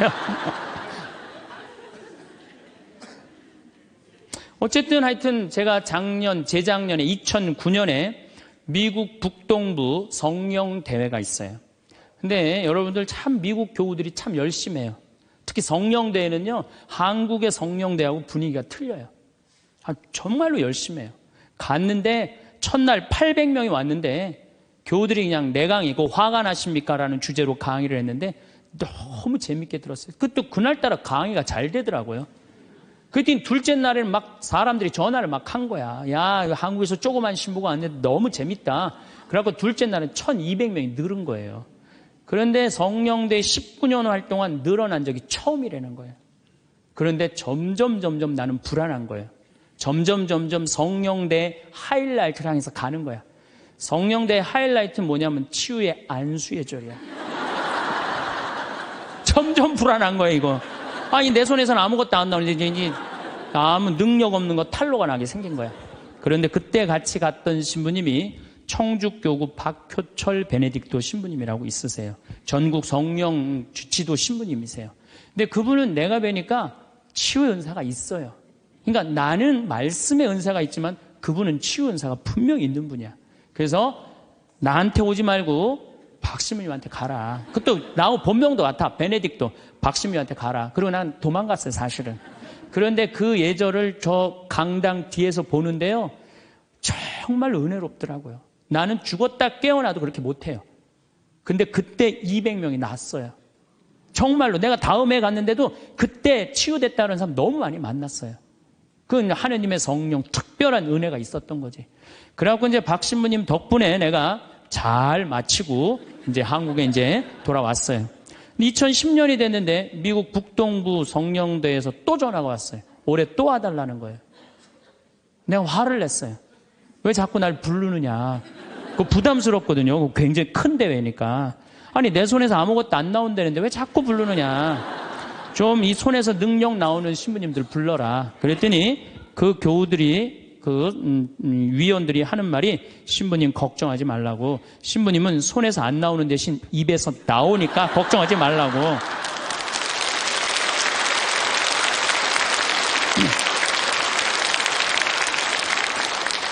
아, 그러느냐?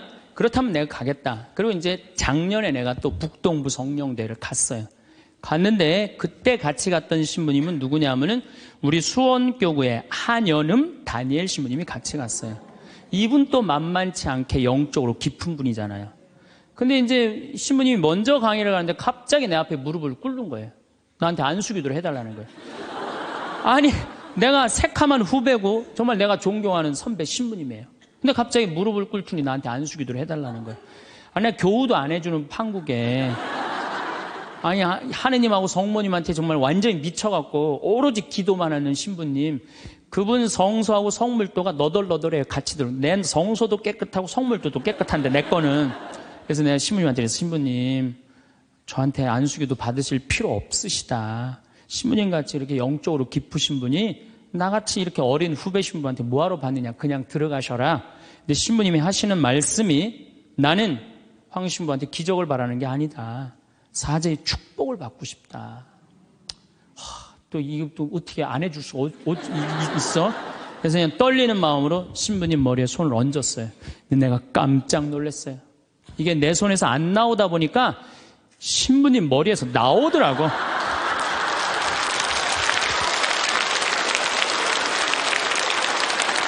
아니, 정말로 성령의 기운이 느껴지는 거예요. 정말로. 이야, 이러는 수도 있구나. 이게 내가 안 나오면 머리에서 나오는 수도 있구나.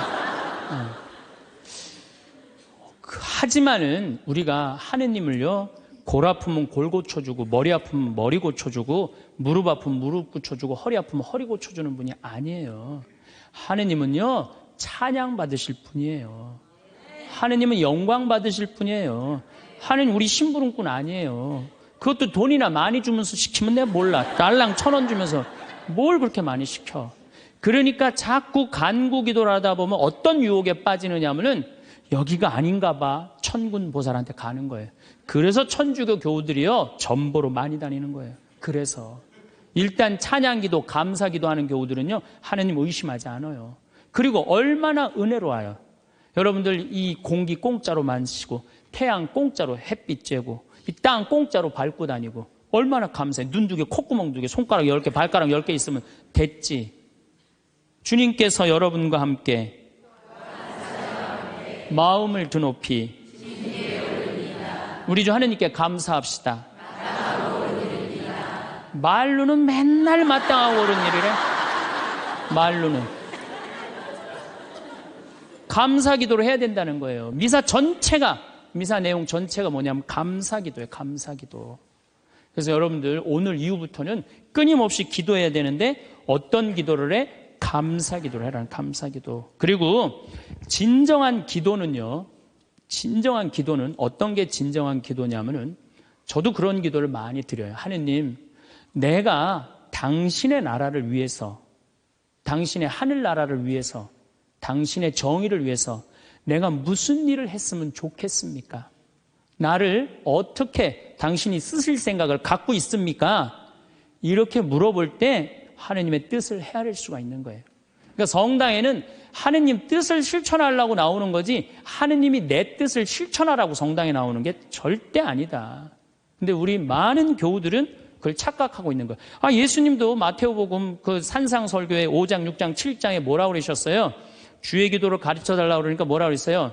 너희들 기도할 때 많은 말 하지 말아라.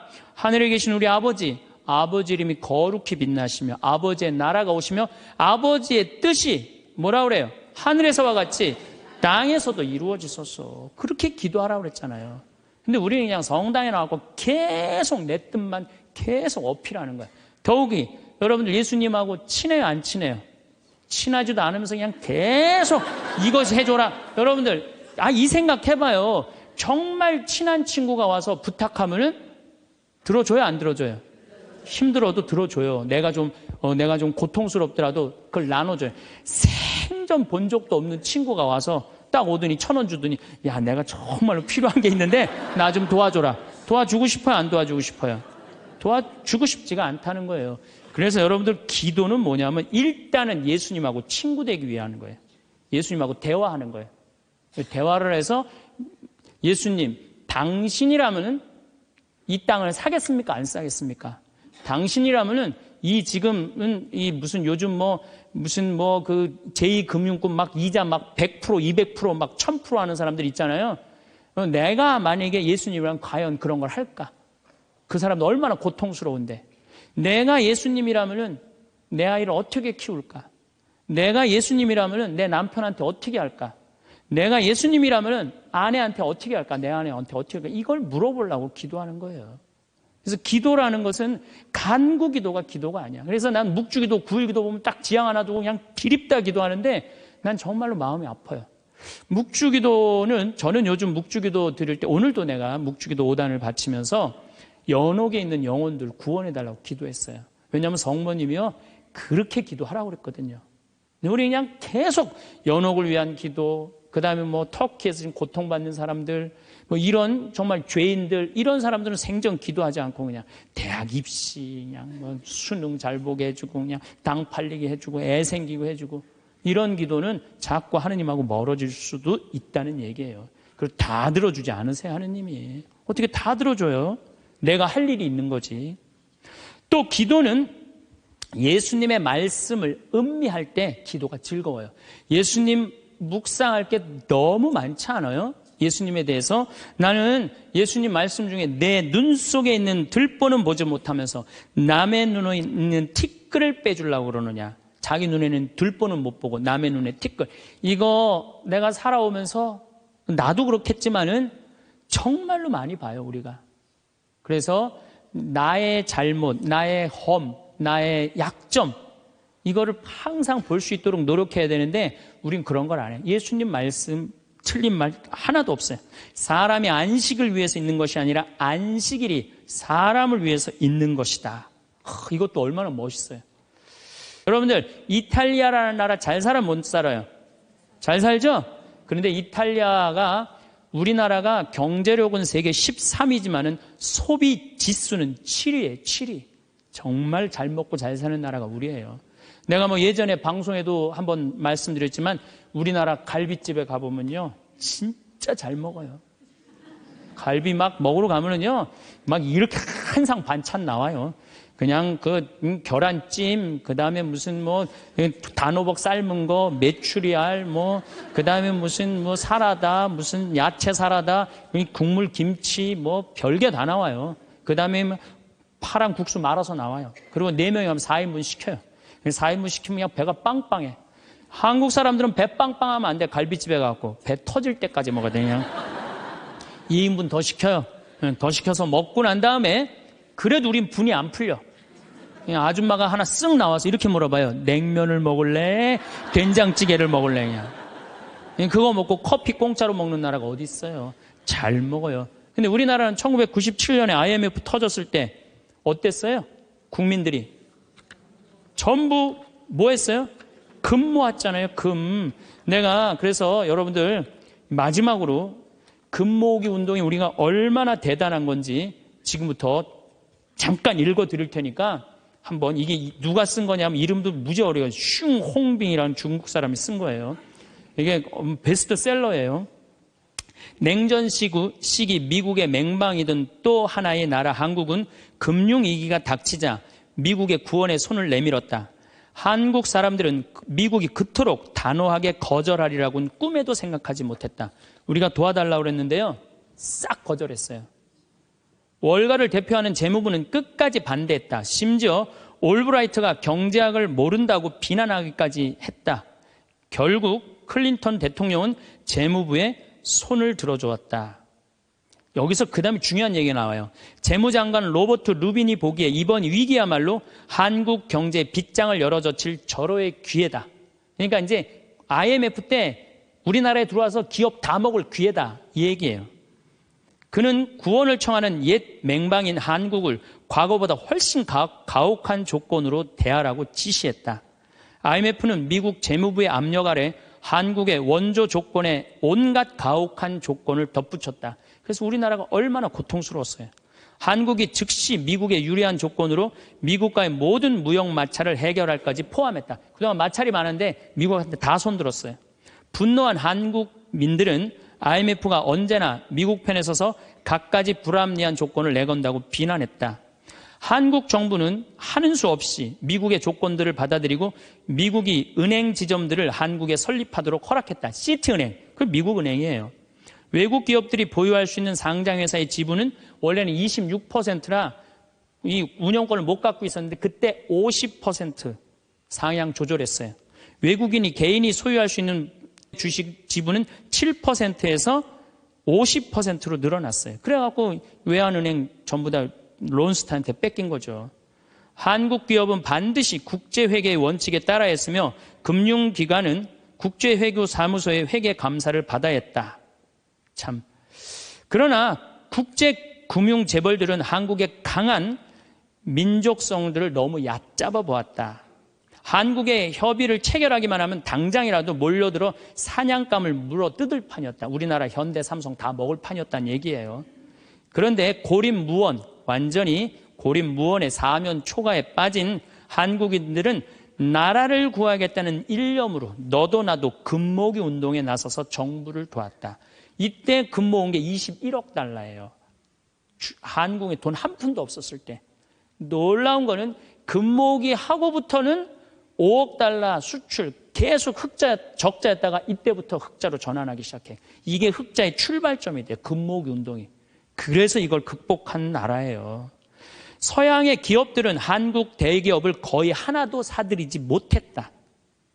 한국 경제는 가장 어려웠던 1998년 여름의 악몽에서 완전히 빠져나올 수 있도록 수출을 빠르게 회복했다. 금모기 운동부터 그랬다는 거예요. 국제금융재벌들과 미국 재무부는 공연히 헛물만 켜다가 만셈이 되었다. 뿐만 아니라 한국으로 하여금 정부가 경제를 주도할 절대적인 필요성을 확실히 깨닫게 해줬다. 마이크로소프트가 한국 최대의 소프트웨어 기업을 삼키려는 시도도 물 건너 갔어요. 그러니까 미국 애들이 그때 한국 다 살라고 그랬어요.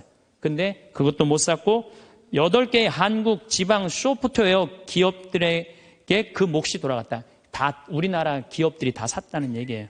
포드가 기아 자동차를 구입하려던 계획도 빗나가 버렸다. 그때 기아가 망했거든요. 근데 빗나갔어. 우리가 금 모아서. 현지 기업이 포드의 꿈을 현대가 구했죠. 꿈을 보기 좋게 꺾어준 것이다. 이렇게 우리나라가 그 IMF를 벗어난 민족이야. 저는 요즘 오늘 국회 통과했다고 그러더라고. FTA. 근데 난 판단이 안 서요. 왜냐하면 이거 FTA 누가 시작했냐면 노무현 대통령이 시작했어요. 그때는 한나라당이 쌍수를 들고 반대했어요. 그때는 이번에는 이명박 대통령 FTA 하니까 이번엔 민주당이 쌍수를 들고 반대했어. 나는 누가 옳은지 구분이 안 돼. 그러니까 믿음이 안 가는 거예요. 믿음이 안 가는 거예요. 나는 정말로 사람을 위한 일이 뭔가, 예수님이 과연 어떤 의미에서 이런 말씀을 했는가, 참 묵상할 거리가 너무 많죠. 또 너희들 무엇을 먹을까, 무엇을 입을까, 무엇을 마실까 걱정하지 말아라. 하늘에 나는 새도 다 먹여줄 거다. 그리고 내일을 걱정하지 마라. 내일 걱정은 내일이 할 것이다. 그날 고생은 그날로 충분하다. 여러분들 오늘 하루 종일 일하고 여기 오신 분들 많으시죠? 얼마나 피곤해. 가서 씻고 누워서 그냥 쉬고 싶은데 여기까지 온 분, 예수님, 내가 지금 예수님 이 자리에 있으면은 이 말 하고도 남았을 것 같아. 너희도 오늘 고생으로 충분한데 내일 걱정하지 말아라. 내가 다 알아서 해줄게. 예수님 분명히 그랬을 거예요. 이 말씀을 내 마음 안에 살아 움직일 때 여러분들은 진리가 너희를 자유롭게 하리라 처럼 정말로 자유롭게 살 수 있어. 근데 예수님 말씀이 하나도 없어. 그냥 성서 하나 붙잡고 하루 종일 묵상해 본 적도 없고 일주일 내내 묵상해 본 적도 없어. 그냥 성서를 읽은 적도 없어. 그러면은 여러분들은 기도가 어려운 거예요. 점점 기도하는 방법을 잃어버리는 거예요. 고생하며 무거운 짐을 진 너희는 모두 나에게 오라. 내가 너희에게 안식을 주겠다. 얼마나 내 멍에는 가볍다. 얼마나 좋아요. 예수님 말씀을 가만히 묵상해 보면은요, 다 위로의 말이야. 내가 너를 너무 사랑하니까 걱정하지 마라. 내가 있는데 뭐가 그렇게 걱정이 많으냐. 전부 그런 내용이에요. 함께 하겠다. 내가 너희와 함께 하겠다. 나는 너를 이제 종이라 부르지 않고 뭐라고 부르겠다? 벗이라고 부르겠다. 예수님 행하신 행적을 봐요. 가난한 사람, 팔 하나 없는 사람, 눈 먼 사람, 귀 먼 사람, 나병으로 고생하는 사람, 또 죄 속에 있는 죄녀, 창녀, 가늠한 여인, 이 세상에 오셔서 그런 버림받고 고통받는 이들 속에서 사시다 가셨잖아요. 그분 삶을 가만히 이렇게 드라마를 보듯이 쫙 보면은 이거 끊임없이 기도할 수 있어요. 해도 끝이 없어. 예수님의 삶을 묵상한다는 게.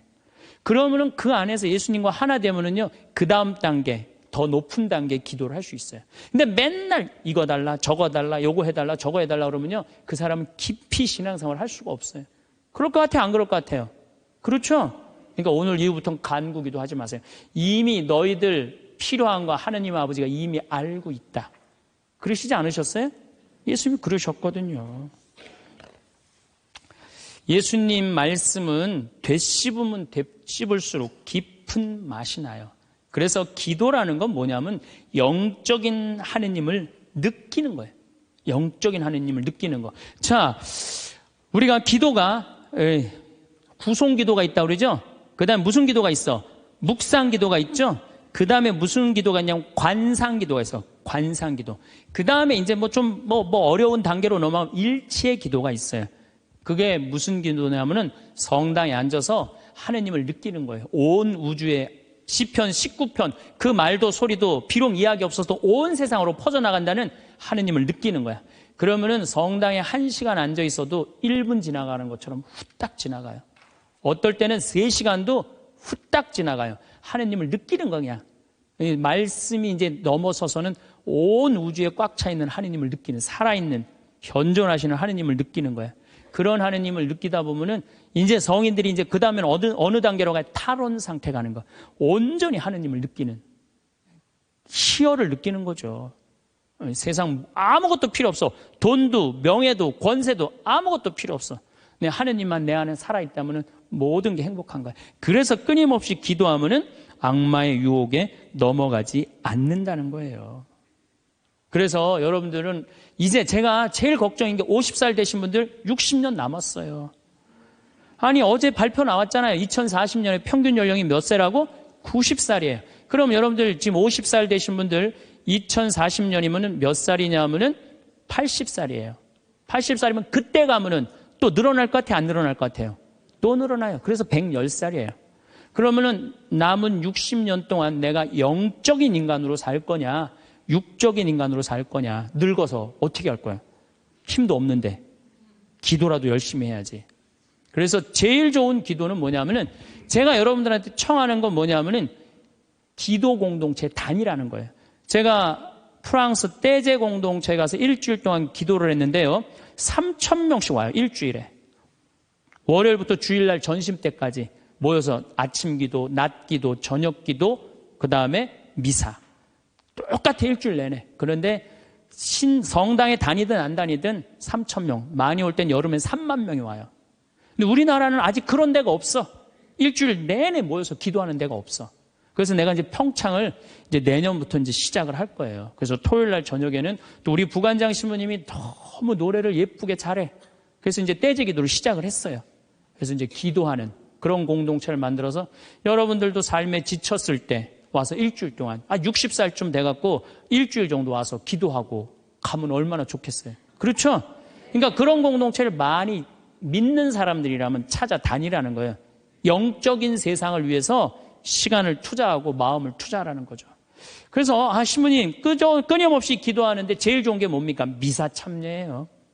첫 번째 좋은 건 미사 참여. 미사 참여 1년 내내 평일 미사 다니시는 분들은요, 말할 수 없는 마음 안에 기쁨이 있어요. 1년 내내 미사 안 빠지시는 분들 제가 말씀드리는 거 무슨 말인지 아시죠? 그 시간이 얼마나 좋아. 조용하고 이 성당 안이 얼마나 세상하고 완전히 단절된 거 아니야. 그 시간만은. 그리고 예수님하고 하나 되는 시간이잖아요. 그래서 아무리 힘들어도 직장 끝나고 난 다음에 가방 들고 와서 미사 참여하고 가는 사람들, 이 사람들은 제일 행복한 사람들이에요. 그래서 미사야말로 가장 완벽한 기도다. 그래서 여러분들 주일 미사 말할 것도 없고 평일 미사 시간 내서 오시면요, 하느님께서 이끌어 주셔요. 그 다음에 두 번째, 끊임없이 기도하는 방법 중에 하나는 성서 읽는 거야. 제 경험에 의하면은 구약 성서부터 신약 성서 끝까지, 처음부터 끝까지 완전히 정독 5번만 하면은요, 이 세상 사는 길이 보여요. 하느님의 섭리가 역사하심이 보여요. 그리고 어떻게 살아야 되는지 정말 마음에 진리가 흘러 넘쳐요. 그래서 성서를 읽어라.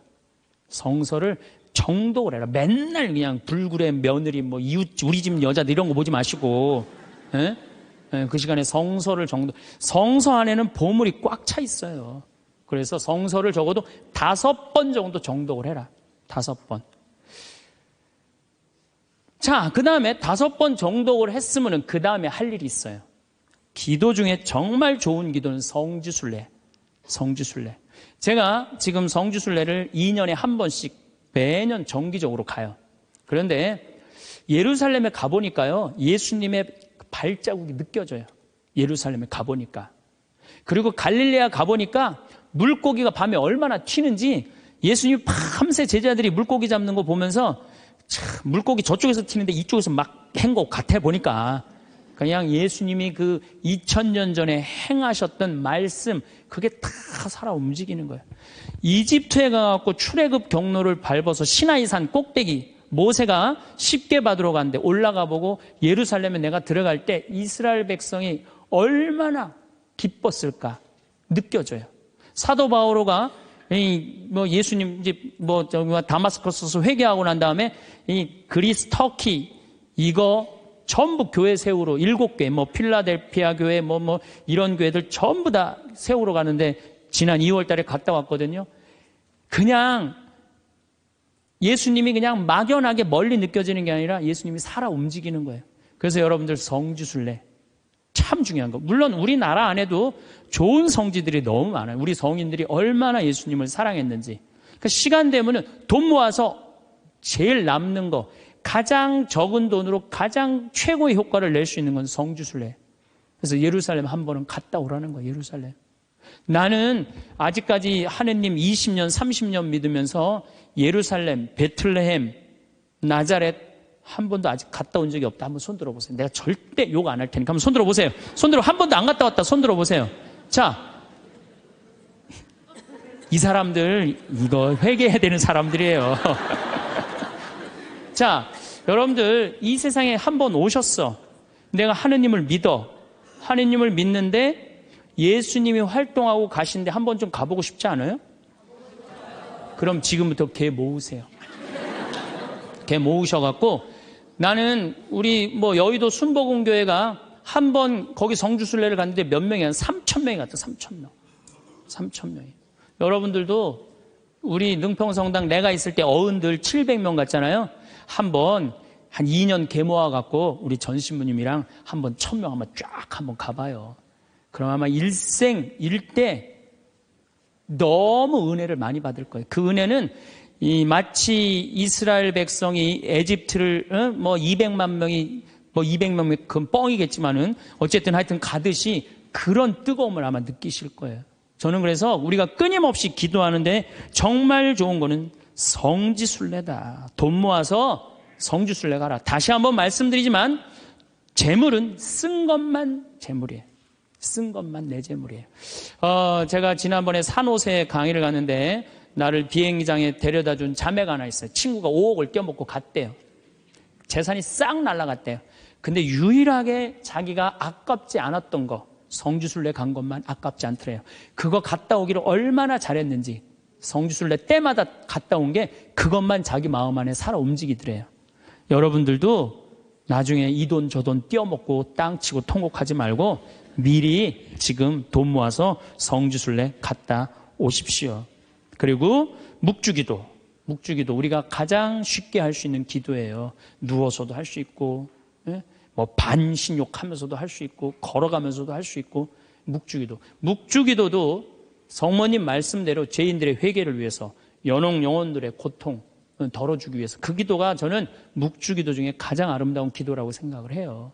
그래서 우리의 기도를 불쌍한 영혼들이 많이 기다리고 있으니까 그런 지향을 두고 그냥 수능 잘 보게 해주고 애 생기게 해주고 월세 나가게 해주고 땅 팔리게 해주고 그런 기도하지 마시고 이렇게 끊임없이 기도하는 사람은요 악마의 유혹에 빠질 시간이 있겠어요 없겠어요? 당연히 없어요. 당연히. 자, 그 다음에 어떤 처지에서든 감사하여라. 감사하는 사람 또 유혹에 안 빠져요. 여러분들 북한에서 안 태어나고 남한에서 태어난 거 감사해요 안 감사해요? 북한은요 정말로 굶어 죽어요. 굶어 죽어요. 평양 근교만 빼놓고 나머지는 다 굶어 죽는다고 보시면 돼요. 이제 겨울이 시작되면은요 이 사람들 땔감이 없어요. 석유, 석탄이 없기 때문에. 자꾸 산에 나무 잘라다가 또 해요. 그리고 어떤 집은 작년에는요, 그 땔감조차도 없어서 밥도 못 해갖고 그대로 얼어 죽은 사람들도 많다는 거예요. 근데 우리는 얼마나 잘 먹고 잘 살아요. 일본에 가고 내가 회 정식 시켰는데 회가 딱 2점 나왔어요. 이게 맛백인가 보다 그리고 홀딱 먹었어요. 아무리 기다려도 회가 안 나와요. 왜 안 나오냐니까 그게 다라는 거예요. 우리나라는 횟집에 가면 뭐부터 나와요? 씻기다시 나오죠? 개불, 멍게, 해삼, 전복, 낙지, 꽁치 소금에 구운 거, 미역국, 조개탕, 별게 다 나와요. 그리고 그냥 또 회가 나오면 그냥 한 50점 나와요. 배는 꽉 찼는데 50점이 또 나와. 어떻게? 먹는 방법이 있어요. 상추에다가 회를 올려요. 그 다음에 마늘하고 고추하고 된장을 찍어갖고 상추를 동그랗게 말아요. 그 다음에 목구멍으로 밀어 넣는 거예요. 보면 계속. 목구멍까지 찼어. 그래도 분이 안 풀려. 어떻게 하느냐면은 매운탕 또 시켜 밥 한 그릇 또 해갖고. 그런데도 왜 자살률이 세계 1위냔 말이에요. 왜 15,400명이 죽냔 말이에요. 1년에. 하루에 42명씩 자살을 하냔 말이에요. 왜? 1시간에 2명씩 지금 뛰어내려서 죽고 있어요. 우리나라에. 욕심이 너무 많아서 그래요. 이 정도면 잘 살지 않아요? 이 정도면 잘 살지 않아요? 여러분들, 우리 여기 할머니들 1959년에 우리나라가 UN 120개 국가 중에 GNP가 몇 위였느냐면 119위였어요. 1959년에. 꼴등이야, 꼴등. 그때는 정말로 똥구멍이 찢어지게 가난하게 살았어요. 똥구멍이. 다시 한번 똥구멍 찢어지는 거 얘기해 드릴게요. 9월에 추수하면 2월에 먹을 게 떨어져요. 보리는 5월에 피는데. 그러면 그냥 무슨 칡해서 먹고 쑥해서 먹고 그것도 안 되면 4월 달에 소나무 속껍질 벗겨요. 햇빛에 말려갖고 갈아갖고 쌀은 요만큼, 소나무 껍질은 이만큼. 그러니까 밥을 져서 먹으면 등짝에 붙었던 배가 쑥 나와요. 얼마나 좋아. 근데 문제는 이 섬유질은 소화가 안 돼요. 수분만 빠지고 다시 딱딱하게 대장에 가서 돌덩어리가 되는 거야. 똥을 넣으면 부드러운 똥이 나오는 게 아니야. 이 돌덩어리가 나오는 거야. 그러니까 이 돌덩어리를 빼내니 집집마다 뒷간에서 똥구멍 찢어지는 소리가 그냥 이 집 저 집에서 막 나는 거예요. 그게 1959년에 있었던 일이에요. 1959년. 그런데 불과 60년 만에 이렇게 잘 살 수가 없어요. 이렇게 잘 살 수가 없어요. 여러분들, 저는 요즘 그리스 보면서요, 정말로 내가 대한민국 사람이라는 게 얼마나 자랑스러운지 몰라요. 그리스라는 나라는 지금 BC 526조에 BC 526조. 그런데 이거 그리스라는 나라 우리나라보다 훨씬 못 살아요. 우리나라보다 30이야. 경제 규모가 3분의 1밖에 안 되는 나라예요. 그리스라는 나라가. 그런데 이 나라가 전부 빚 갖고 사는 거, 빚 갖고. 애 셋 나무는 일 안 해도 돼. 애 셋 나무는 다 우유값까지 다 나와요. 양육비 다 나와. 대학 들어가갖고 뭐 3년, 4년, 뭐 1학년 다니다가 2학년 다니기 싫어하고 10년 후에 들어가면 그때도 공짜야. 끝날 때까지 공짜예요. 뭐 갖고? 빚 갖고. 그래갖고 좀 이제 이 빚이 이렇게 나라 빚이 많으니 허리띠 좀 졸라 매자 그랬더니 내 연금은 못 깎는다. 맨날 데모하는 거예요. 그 다음에 막 정부 기관에 그냥 저기 막 전기 끊고. 그게 저러고 있는 거예요. 지금 아직도. 아니, 정치를 보면은, 사회를 보면 한국이 현찮다고 그래. 내가 보기에는 한국이 대단한데. 얼마나 대단해. 그리스하고 우리나라하고 정반대 아니에요. 그래서 이 IMF를 넘어서서 지금 이렇게 우리가 전 세계가 지금 금융위기를 겪고 있잖아요. 지금 그리스, 이탈리아, 스페인, 프랑스 다 무너지고 있잖아요. 근데 우리나라는 아직도 경쟁력이 있다는 거예요. 이렇게 대단한 사람들이 모여 살아갖고 우리나라 이름이 대한민국이에요.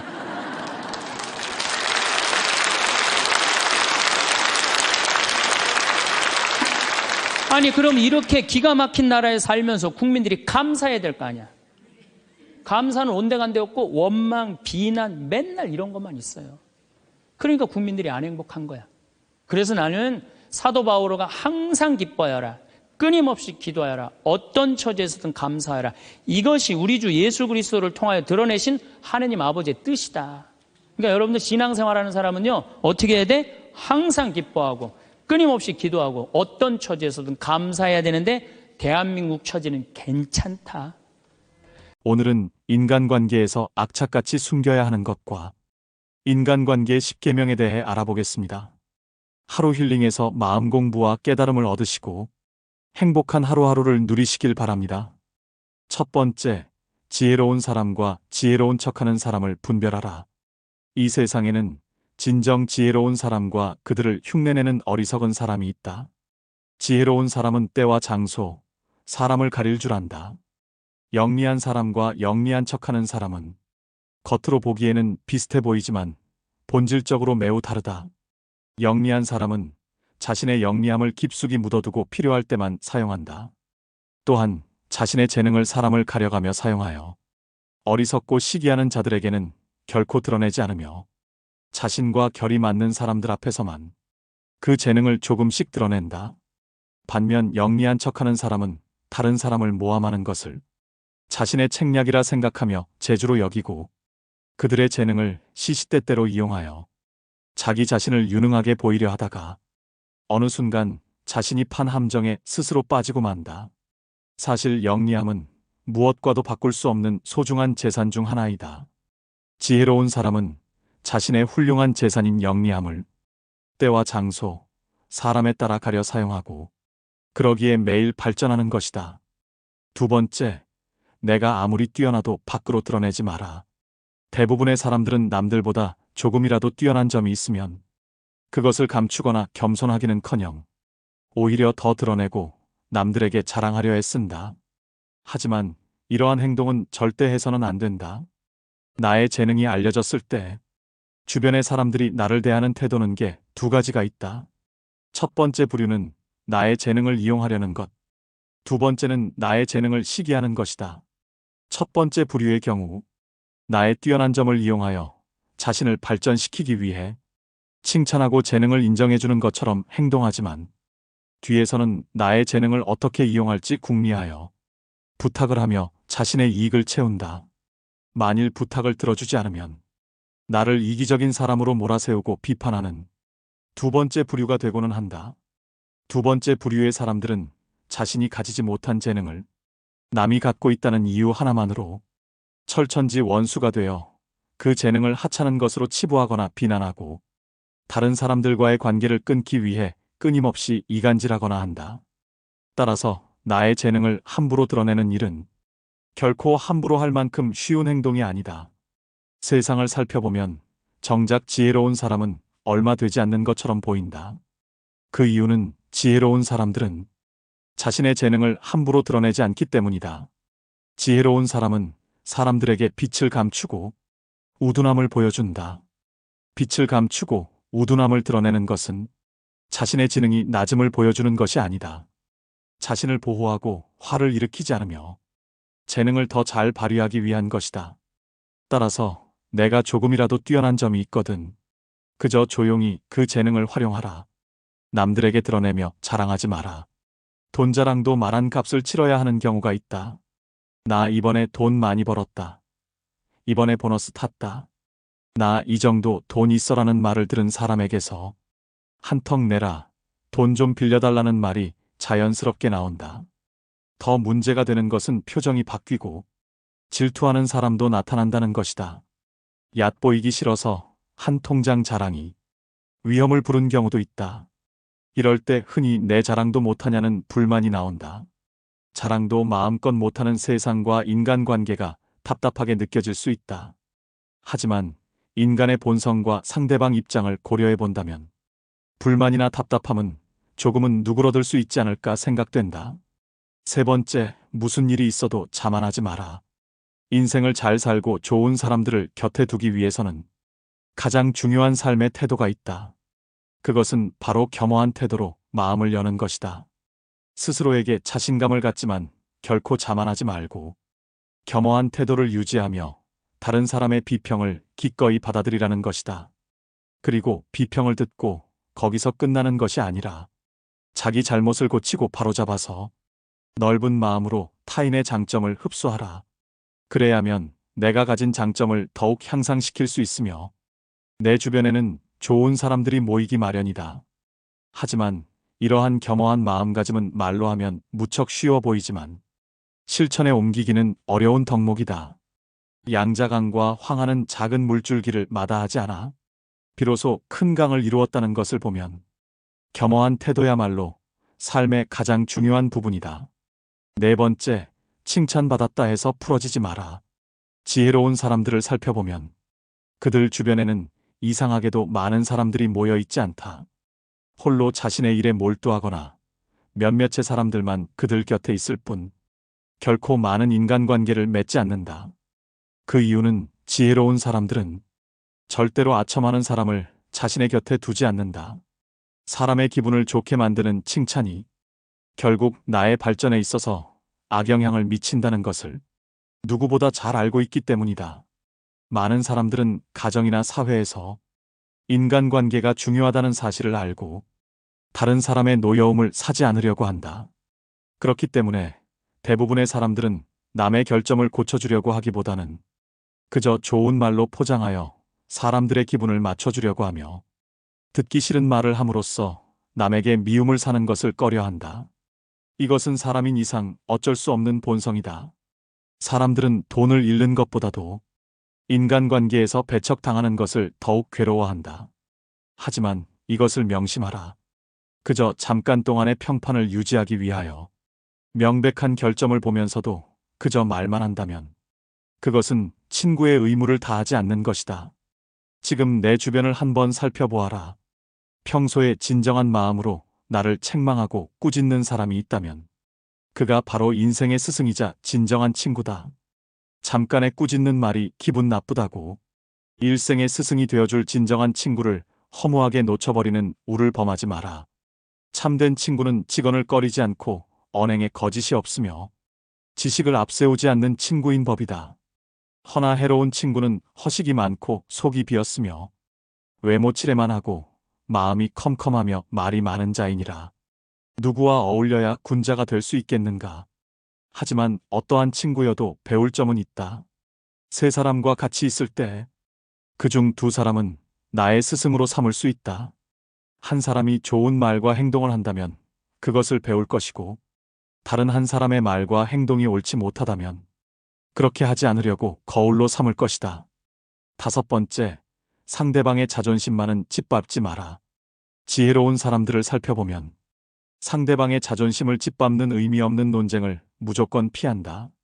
상대방이 말도 안 되는 얘기를 하더라도 그저 유연하게 넘어가거나 귀담아 듣지 않으므로 논쟁하지 않아서 인간관계에서 적을 만들지 않는다.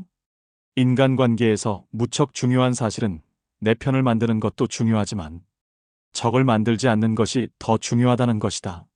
상대방이 말도 안 되는 얘기를 하더라도 결코 그 사람의 자존심을 짓밟지 마라. 이빠른 말을 하려 하더라도 상대방을 어느 정도는 존중해줘라. 남의 체면을 깎아 얻은 승리 때문에 상대로부터 원한을 사서 화를 당할 가능성이 높다.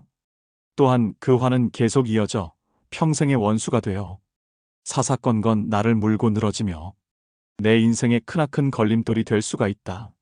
상대방과 논쟁할 때는 다음에 두 가지 결과를 생각해 봐야 한다. 하나는 상대방을 짓밟음으로써 얻어지는 논쟁에서의 표면적인 승리이고 다른 하나는 상대방의 호감이다. 이 두 가지는 결코 한꺼번에 얻을 수 없다. 그렇다면 우리가 진정으로 원하는 것이 무엇인지 곰곰이 생각해 봐야 한다.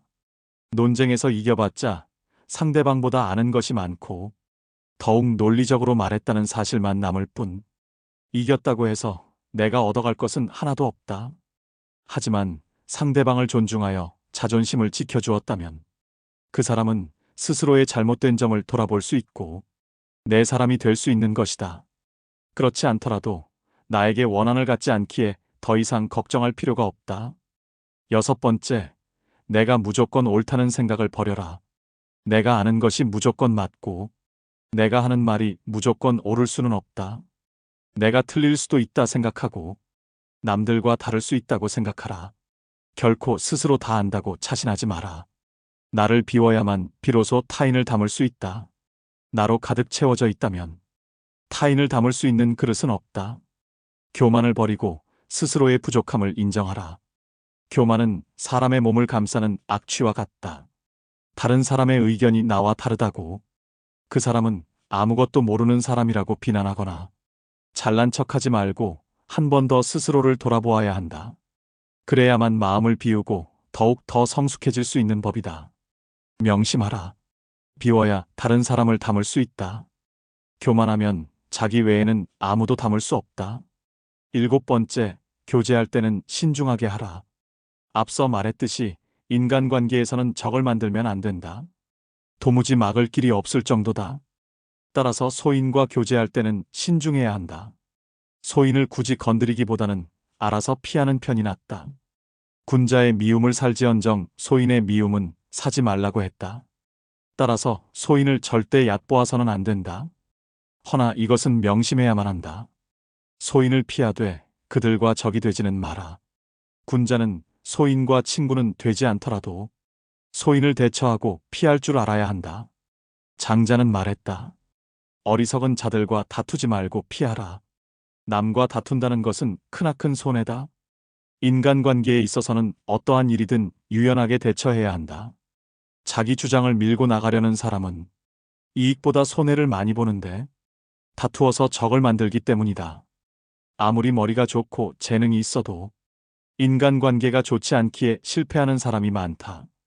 좋은 인간관계를 유지하는 것은 인생에서 처세의 기본이기도 하다. 나를 무시한다 하더라도 절대 분노하지 마라. 싸우지 않으니 천하가 싸움을 걸 수 없다. 옛말에 굽으면 온전해진다 하였는데 헛말이겠는가. 참되게 온전해져서 돌아가는 것이다. 소인이 아닌 군자들과 어울리고 싶거든 오로지 인격과 능력만 살펴보고 그 사람의 출신 배경을 따지지 마라. 출신 배경이 변변치 못한 사람 중에도 능력, 꽤 인덕을 겸비한 사람들이 얼마든지 있다. 따라서 출신으로 그 사람을 단정짓는 것은 반드시 버려야 할 행동이다. 부유한 환경에서 성장한 사람은 그 성장 환경 덕분에 처음부터 혜택을 받는 경우가 많다. 반대로 능력과 학식을 두루 갖춘 인재라도 그 출신 배경 탓에 미처 두각을 나타내기도 전에 사회의 하층으로 전락하기도 하고 심지어는 끼니를 잇기조차 어려운 극빈 상황에 처하기도 한다. 그러나 빈곤이나 낮은 출신 배경은 사람의 능력을 판별하는 기준이 되지 못한다. 출신으로 사람을 판단하면 아무리 출중한 능력을 갖춘 사람이라도 결국 무능한 사람으로 보일 수 있다. 외부 조건으로 사람을 판단해서 이를 그르치지 마라. 진짜 좋은 사람을 절대 놓치지 마라. 8번째, 내 주위에 좋은 사람들을 아껴라. 주위에 있는 내 사람들을 무엇보다 아껴라. 친하다고 쉽게 여기지 말고 귀하게 여겨야 한다. 훌륭한 왕이 나라를 세웠으나 그 나라의 선비를 존중하지 않는다면 결국에는 나라를 잃는다. 현명한 인재를 보고도 서두르지 않는다면 게으른 군주라 할 것이다. 내 사람들을 아끼고 그들에게 반드시 공을 돌려라. 자신의 이익만 챙기면 원망을 산다. 이익에 따라 행동하면 원망을 많이 받는다. 남의 원망을 사는 것만큼 쓸데없는 일은 없다. 언젠가 반드시 그에 대한 보복을 당할 각오를 해야 하기 때문이다.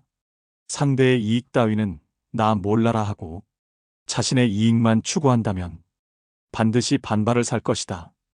그리고 오랫동안 그런 행동을 계속한다면 결국 그 원망이 지워지지 않는 기억으로 마음속 깊은 곳에 각인될 것이다. 이익을 우선시한다면 상대의 마음을 사로잡을 수 없다. 이익을 얻었다면 이익의 절반은 주위 사람들에게 베푸는 배려가 필요하다. 그리고 그들의 조언을 귀담아 들어라. 생활 속에서 우리는 늘 무의식적으로 물이 가득 찬 컵으로 변해버린다. 그러나 자만을 내려놓고 마음을 비운 채 다른 사람을 따라 배운다면 우리가 모르는 많은 것들을 발견하게 될 것이다. 9번째, 누군가 나의 결점을 지적한다면 바로 고쳐라. 사람은 나무와 마찬가지이다. 가지를 잘 쳐주고 받침대로 받쳐준 나무는 곧게 잘 자라지만 내버려둔 나무는 아무렇게나 자란다. 사람도 이와 마찬가지이다. 남이 자신의 잘못을 지적해주는 말을 잘 듣고 고치는 사람은 그만큼 발전하지만 올바른 지적에도 고치지 않거나 오히려 화를 내며 역으로 비난하는 사람은 발전의 여지는 찾아볼 수가 없다. 이런 사람이 주변에 있다면 피해야 한다. 내가 그런 사람이라면 반드시 고쳐야 한다. 설령 군자라 하더라도 인간인 이상 과실은 있게 마련이다. 그러나 그 과실은 일식이나 월식 같은 것이다. 누구에게도 숨기지 않기 때문이다. 사람은 누구나 이것을 보게 된다. 동시에 군자는 곧 그 잘못을 고친다. 그때에는 일식과 월식이 끝났을 때처럼 그 빛남을 우러러 보듯 자의 덕을 우러러 보게 되는 것이다. 뜻이 굳건하지 않으면 통달할 수 없고 말에 믿음이 없으면 결과를 낼 수 없다. 듣기 좋은 말만 듣고 사람을 갈라 사귀면 정말 좋은 친구는 얻기 어렵다. 돌을 닦음이 두텁지 못하고 여러 사물에 해박하지 않고 옳고 그름을 살펴 판단하지 못하면 함께 어울리기 어렵다. 근본이 단단하지 못하면 결말이 위태롭기 마련이고 뛰어난 재능도 닦지 않으면 게을러지게 마련이며 윗물이 흐리면 아랫물이 맑을 수 없으니 믿음이 없는 행실은 이름을 더럽히게 될 것이다. 이름은 기린다고 얻어지는 것이 아니며 스스로 잘하지도 않으니 공을 이루어야 따라오는 것이다. 명예는 거짓으로 꾸밀 수 없으니 자신을 돌아보아야 한다. 말은 많은데 행동이 게으르면 변명을 하여도 들을 사람이 없을 것이다. 많은 힘을 들였어도 공을 자랑하면 함께 일을 도모하려는 사람이 없을 것이다. 지혜는 마음으로 말하되 구구절절 늘어놓지 않는 것이다. 많은 힘을 들여도 공을 자랑하지 않으면 천하의 명예가 드높을 것이다. 말을 줄이고 지혜에 힘쓰고 글쓰기를 줄이고 살피기에 힘쓰라. 그리하여 다른 사람이 지식에 살핌이 없고 자신만 내세우면 스스로를 돌아보아야 할 것이다. 마음에 없는 선행은 머무르지 못하고 스스로를 돌아보지 못하는 행동은 서지 못한다. 이름은 주간에 썼다고 이룰 수 없고 기림은 꾸며내어 세울 수 없으니 군자는 이를 몸으로 느끼어 행하는 사람이다. 제 이익만 생각하고 이름을 잊고 함부로 하여도 천하의 선비가 된 경우란 없다. 10번째, 나보다 부족해 보이는 사람의 말이라도 경청하라. 군자는 말을 잘하는 사람의 말만 귀를 기울이지 않고 말이 서툰 사람의 말도 귀담아 듣는 법이다. 사람에게 입이 하나, 귀가 두 개인 이유는 모든 사람들의 얘기를 귀 기울여 잘 들으라는 이유이다. 이걸 알면서도 자기보다 잘난 사람의 말만 듣고 서툰 사람의 말은 무시하는 사람은 겸허한 마음가짐이 없는 것은 물론이고 자기 자신이 앞으로 나아갈 수 있는 소중한 기회를 제 발로 걷어차는 자와 같다. 따라서 많이 듣고 적게 말하라. 될 수 있는 대로 많은 가르침을 들어야 한다. 그러나 그것을 입에서 낼 때에는 참으로 납득하고 실제로 해본 것만 입 밖으로 드러나도록 하고 조금이라도 의심스러운 것은 입 밖으로 내는 것을 삼가야 한다. 그렇게 함으로써 비난을 적게 받게 되는 것이다. 현명한 사람이라면 들은 것을 얘기하는 것이 아닌 내가 직접 경험한 것을 말해야 하는 법이다. 사회적 인간들은 대인관계가 필수다. 대인관계는 자신의 물질적, 정신적 만족감을 위해서 맺는 것이다. 다시 말하면 이익의 정도에 따라 상대방과의 관계가 달라질 수 있다는 말이다. 그래서 사람을 가까이 하고 믿고 함께 살아가되 늘 적당한 거리를 둬야 함을 명심하라.